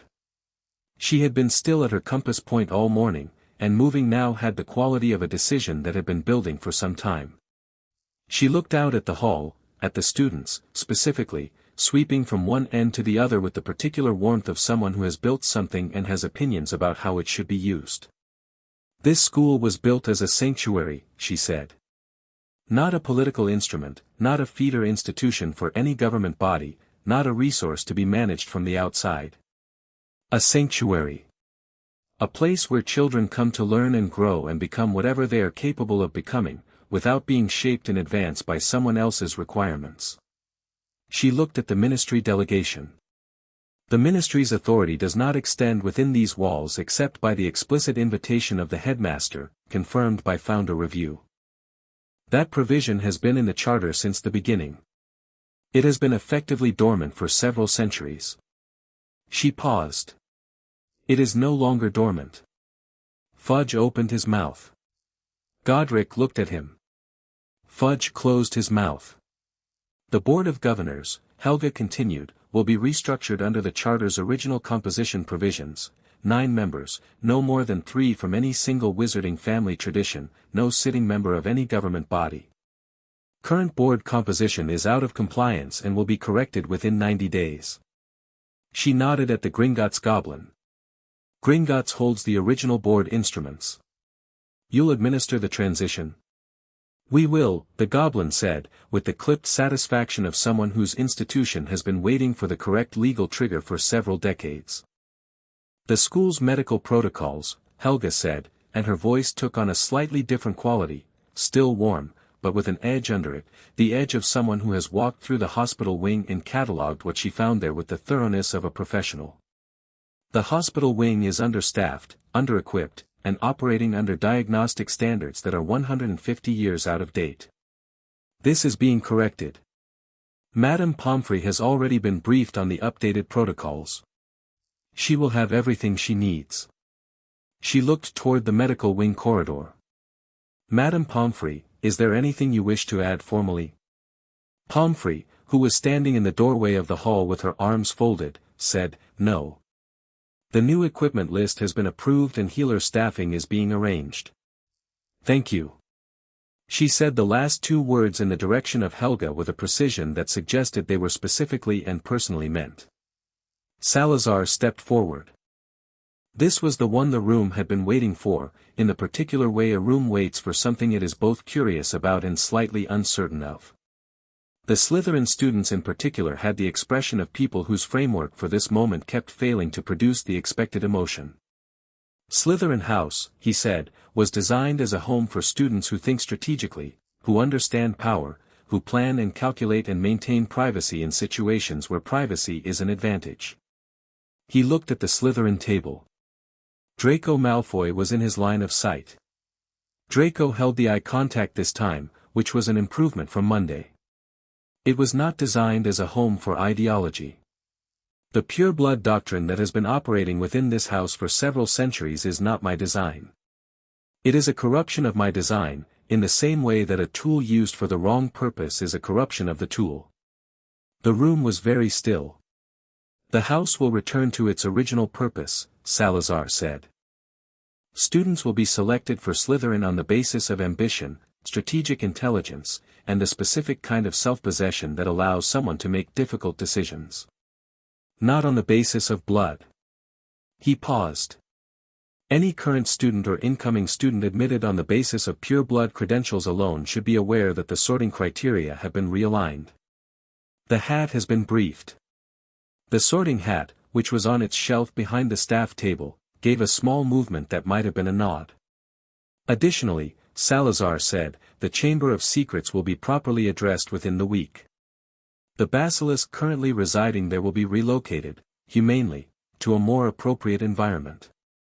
It is a remarkable creature and it has been badly managed by a long series of people who thought they were using my work when they were in fact misusing it. He looked at the room. That ends. He stepped back. Godric stepped forward, and the room seemed to settle at his presence the way it always did, not dramatic, not loud, simply there. One more thing, he said. And then we're done. He looked at Harry. Harry felt the look the way you feel something significant, not with alarm, just with awareness. He sat up straight without meaning to, the way you do when attention of a specific quality lands on you. Harry Potter, Godric said. Stand up. Harry stood. He could feel the room's collective attention realigning toward him and he let it, standing still in it rather than flinching. You have been in this school for 9 days, Godric said, to the room rather than to Harry. He was addressing the record, Harry realized. Speaking for the charter. In that time you located and secured an object of considerable magical significance, you identified and tracked a threat operating within the castle that had evaded detection by the teaching staff, you acquired information you were not supposed to have access to and you used it with more ethical care than most adults would have managed, and you walked into a confrontation with an entity that every adult in this building was afraid of and you were not afraid. He paused. He was not afraid because he had correct information and because he had chosen to be here with his eyes open. This is the best possible reason not to be afraid of anything. The hall was quiet. Under charter authority, Godric said, and with the agreement of all 4 founders, the following is entered into the permanent school record: Harry James Potter is recognized as a student of this school in his own right. Not as a symbol. Not as a legacy. Not as a prophecy. As a person who is attending Hogwarts to learn, who has demonstrated remarkable qualities in his first week, and who deserves, from every person in this building, from every person in this room, to be treated accordingly. He looked at Dumbledore. Without management. Without strategic placement. Without the application of anyone else's plan to his future without his knowledge and consent. Dumbledore received this without flinching. He nodded. That's in the record now, Godric said. It can't be removed. He stepped back. Harry sat down. His face was warm. Ron was looking at the table with the expression of someone concentrating very hard on their own shoelaces because looking at Harry's face directly seemed like an intrusion. Hermione was writing in her notebook. Neville was looking at Harry with the expression of someone who understands exactly what just happened and why it matters. Harry looked at the table for a moment. He thought about the cupboard under the stairs and about standing at the sorting and about 3 in the morning on the third-floor corridor and about the stone in his pocket and about Godric's voice saying farming a specific kind of courage. He thought about the archive file and about Dumbledore's face when he'd said the prophecy and about all of it, the whole compressed extraordinary week, sitting in his chest like something that had finally found the right container. He looked up. Rowena was watching him. She held his gaze for a moment, and in that moment she gave him something that she'd been withholding all week, not information, not assessment, not the cataloging quality that she brought to everything. She gave him the simple acknowledgement of one person to another, without analysis, without agenda. A look that said, "You are here. This is real. You are enough." He held it for a moment. Then he nodded. She looked away. "The proceedings are concluded," Rowena said. "The charter is updated. The record is sealed. The document on the table closed." The room breathed. What followed was not silence so much as the organized release of contained tension into something more functional.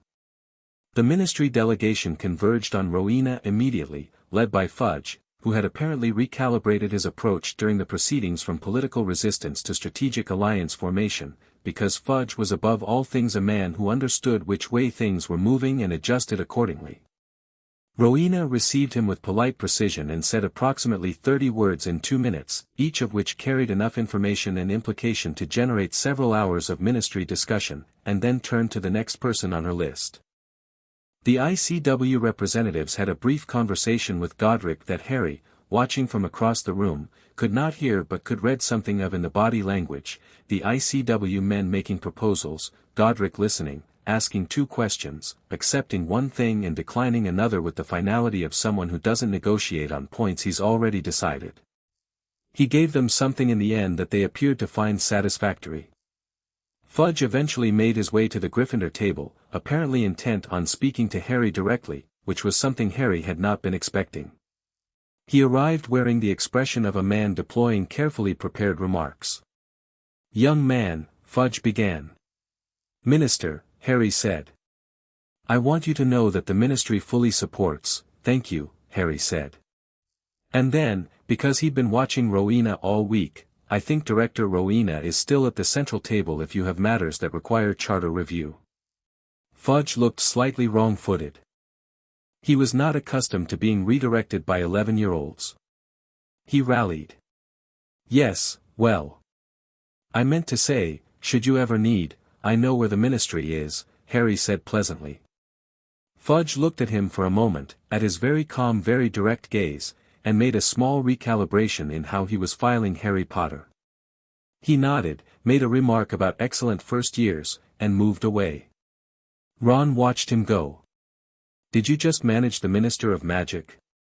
"I redirected him to someone more useful," Harry said. "That's managing," Hermione said approvingly. Arthur Weasley found them at the Gryffindor table 20 minutes into the post-proceedings activity. He was a tall man with thinning red hair and a general quality of enthusiasm about the world that no amount of ministry employment had managed to fully suppress. He sat down across from Ron and looked at his son with an expression that was doing several things simultaneously: relief, pride, concern, the specific parental complex of someone who sent their child into an interesting situation and is now processing what interesting actually entailed. "Ron," he said. "Dad," Ron said. They looked at each other for a moment. "Your mother is going to want a full account," Arthur said. "I recommend you write it before she writes you." "I know," Ron said. "I've been thinking about how to phrase the chess bit." "Tell her you were helpful and stay near the edges," Arthur said sagely. He looked at Harry. "Harry. I'm Arthur Weasley." He extended his hand. Harry shook it. Arthur's grip was warm and firm and his eyes were direct in the way Harry was learning to associate with people who said what they meant. I've been reading the proceedings notes. All week. He paused. I owe you an apology, actually. Speaking as someone who works for the ministry and therefore represents an institution that has not done well by you. Harry looked at him. You don't have to, I know I don't have to, Arthur said. I want to. There's a distinction. He said this in the tone of a father who has delivered this particular lesson many times to children who needed it. The monitoring situation. The placement. None of that should have happened without wizarding oversight, and it didn't happen without wizarding oversight by accident, it happened because specific choices were made to arrange the absence of that oversight. He met Harry's eyes. The ministry failed you. I'm sorry. Harry sat with this. He'd been carrying the file's contents all week, turning them over, finding their weight and their meaning, and this was the first time someone had said those specific words in that specific order, not it was necessary or it was for the greater good or he had your best interests at heart. Just, we failed you. I'm sorry. Thank you, Harry said. And meant it. Arthur nodded. He looked at his son. Hermione's parents have been contacted. I old them Monday, Hermione said. They're adjusting. They're very thorough about adjusting. Dad made a spreadsheet. Arthur smiled. Excellent instinct. He stood. I need to file approximately 9 reports before Friday or my supervisor will have words. He looked at the hall, at the founders still in conversation, at the post-proceedings activity, at the open archive door. Remarkable week, he said, to no one in particular. Very normal, Ron said. Arthur laughed and went. By midday the external visitors had largely cleared out. The students had been released to their own devices for the afternoon, classes suspended until Thursday, which the students had received with enthusiasm and the staff with the weary acceptance of people who know that children released from structure for an afternoon without notice will produce entropy, and that this is simply the cost of significant events. Harry found Dumbledore in the corridor outside the Great Hall. He'd been looking for him, not urgently but with intention. Dumbledore was standing at the window at the end of the hall corridor, looking out at the grounds where the fog had fully cleared and the autumn afternoon was arriving in gold and copper. His hands were clasped behind his back and he looked, for the first time since Harry had met him, like a man who was not currently managing anything. Headmaster, Harry said. Dumbledore turned. Harry. They stood for a moment. The corridor was empty. Somewhere in the castle students were making the sounds of people released from obligation, distant noise, footsteps, a burst of laughter from somewhere above. I've been thinking about what I want to say, Harry said.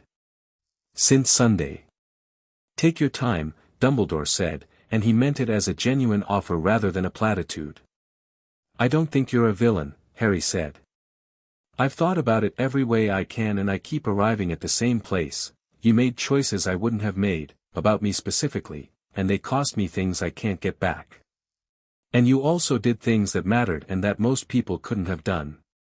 He paused. Both are true. I'm not going to pretend they're not both true.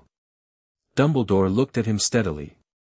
But from now on, Harry said, I want to be told things. Not managed. Not protected by keeping me ignorant. If something concerns me, the prophecy, Voldemort, anything that affects my life, I want to know. He kept his eyes on Dumbledore's. Not as a demand. As what I need to be able to do this properly. Because I'm not afraid of it. I just need to be able to see it. Dumbledore was quiet for a long moment. The afternoon light caught his white hair and made it briefly luminous, and in that moment he looked very old in the way that things of genuine value look old, not diminished, but accumulated. Full of time. Yes, he said. That is what you're owed and what I should have understood sooner. He paused. I want to explain something, not as an excuse but because I think you deserve the full accounting. He looked out the window. When I was young, I was very intelligent and very certain. I had a friend who was also very intelligent and very certain, and we agreed on almost everything, and it felt like certainty validated by consensus, which is a very dangerous kind of confidence. He was quiet for a moment. That friend killed my sister. Not intentionally. As a consequence of the kind of certainty that doesn't make room for outcomes it hasn't accounted for. He looked back at Harry. I spent the rest of my life being very careful about certainty. But the solution I found to being careful was to keep information centralized, to keep everything where I could see it and manage it, because I had decided the alternative was things going wrong in ways I couldn't correct. He held Harry's gaze. You are 11 years old and you have already arrived at a better solution than the one I used for 80 years. Harry absorbed this. What's my solution? Eyes open, Dumbledore said simply. Information shared. People trusted with what they need to know to make their own choices. He paused. It sounds obvious when stated. It took me decades longer than it should have to understand why my version was wrong. Harry stood with this. He stood with Dumbledore's full account, the weight of it, the honesty of it, the fact that it cost something and had been offered anyway. All right, he said. Dumbledore looked at him. I mean, all right, we go forward. From here. Harry looked out the window at the grounds. You know things I need to know. I need to be able to ask you things and get real answers. And the founders are here, and the charter is active, and the school is, he paused, searching for the word. Different, Dumbledore said. Better, Harry said. Different and better. Dumbledore smiled. This time it was the real one, not the managing warmth, not the strategic benevolence, but the genuine pleasure of a man who has been shown something he'd stopped believing was possible. Yes, he said. Different and better.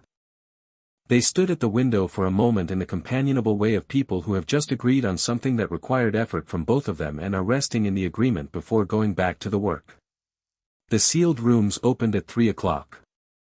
Helga had said after the proceedings, and after the proceedings was now, and the castle, operating, as Harry was increasingly certain, with something like joy, produced the 3 sealed rooms by simply making the doors visible in walls where they had been invisible for 2 centuries. The greenhouse was first. Harry, Ron, Hermione, and Neville walked into it, and the room announced itself in warmth and green and the particular alive quality of a space where something has been growing in the dark for a very long time and is expressing genuine enthusiasm about the light. Plants that had no business being here were here, things that shouldn't grow in Scotland's climate, in this elevation, in this building, that were growing anyway because the castle's magic had been maintaining the conditions for 200 years on the principle that the work Helga had done was worth preserving until she came back. Neville walked 3 steps in and stopped. He stood very still for a moment, looking at a plant in the far corner that was doing something that plants do not normally do. It was tracking him, the slow turn of something that responds to presence, and when he walked toward it, it oriented fully in his direction with the uncomplicated readiness of something recognizing what it's been waiting for. He reached out and touched a leaf. Oh, he said. It was a very small word containing a very large thing. Helga was behind them.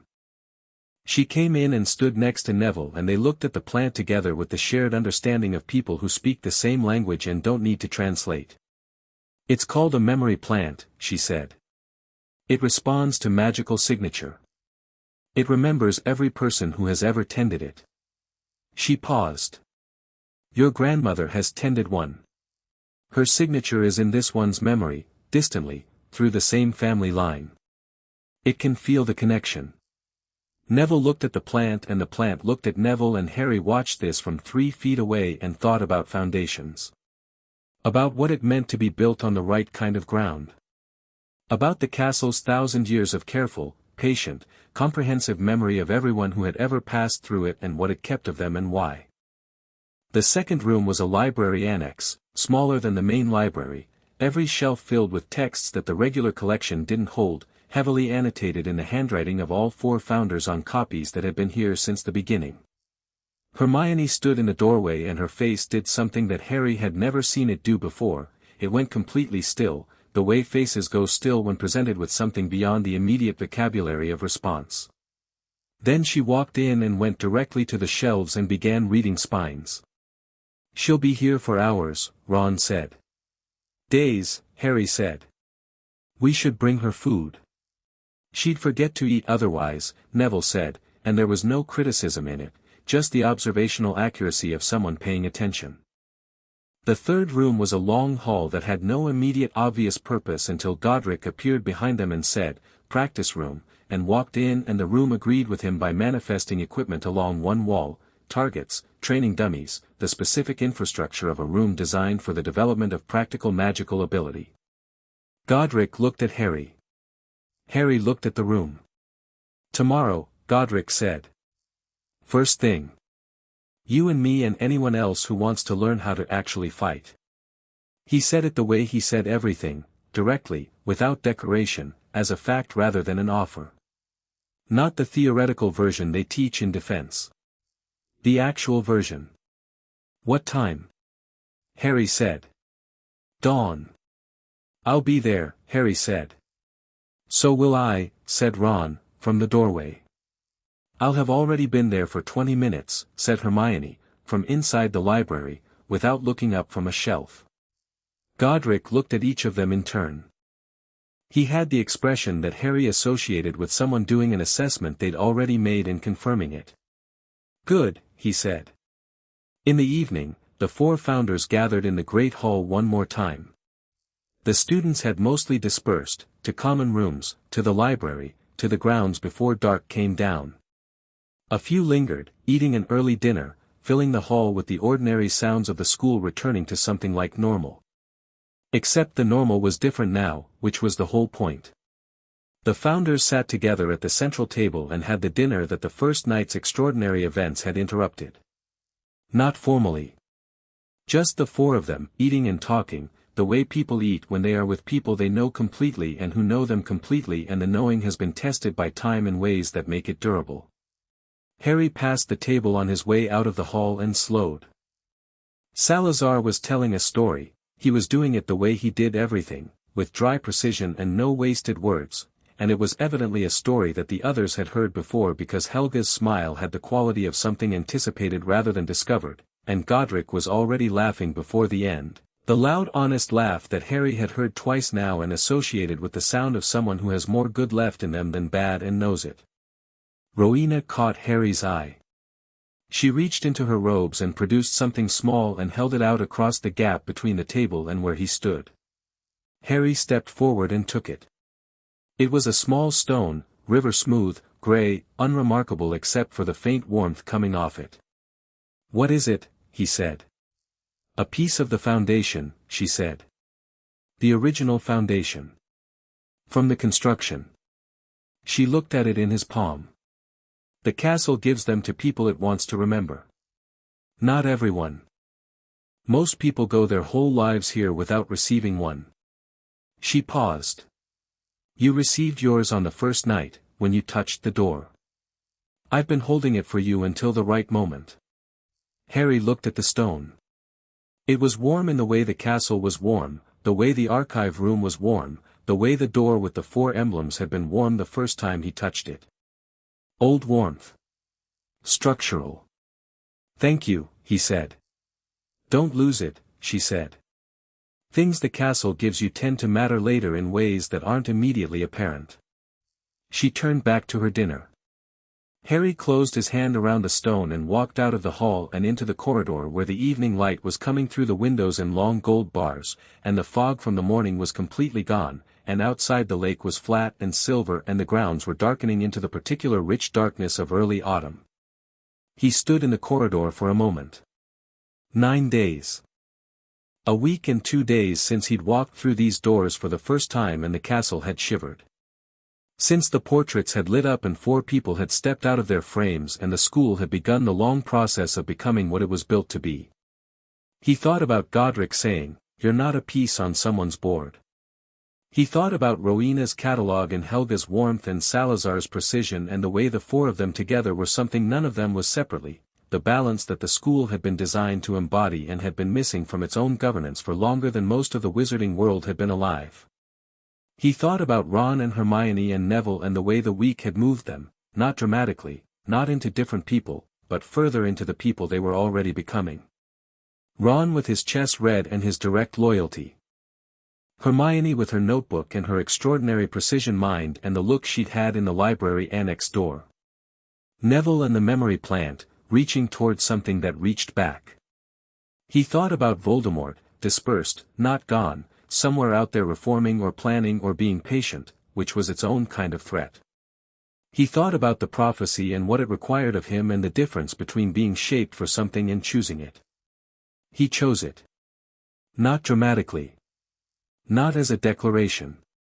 Just, standing in the corridor with the castle stone warm in his hand and the evening coming in gold through the windows, he chose to be here, to be himself, to walk toward what was coming with his eyes open and his friends beside him and 4 foundational people watching his back and a school built on the principle that everyone who came to it deserved to become what they were capable of.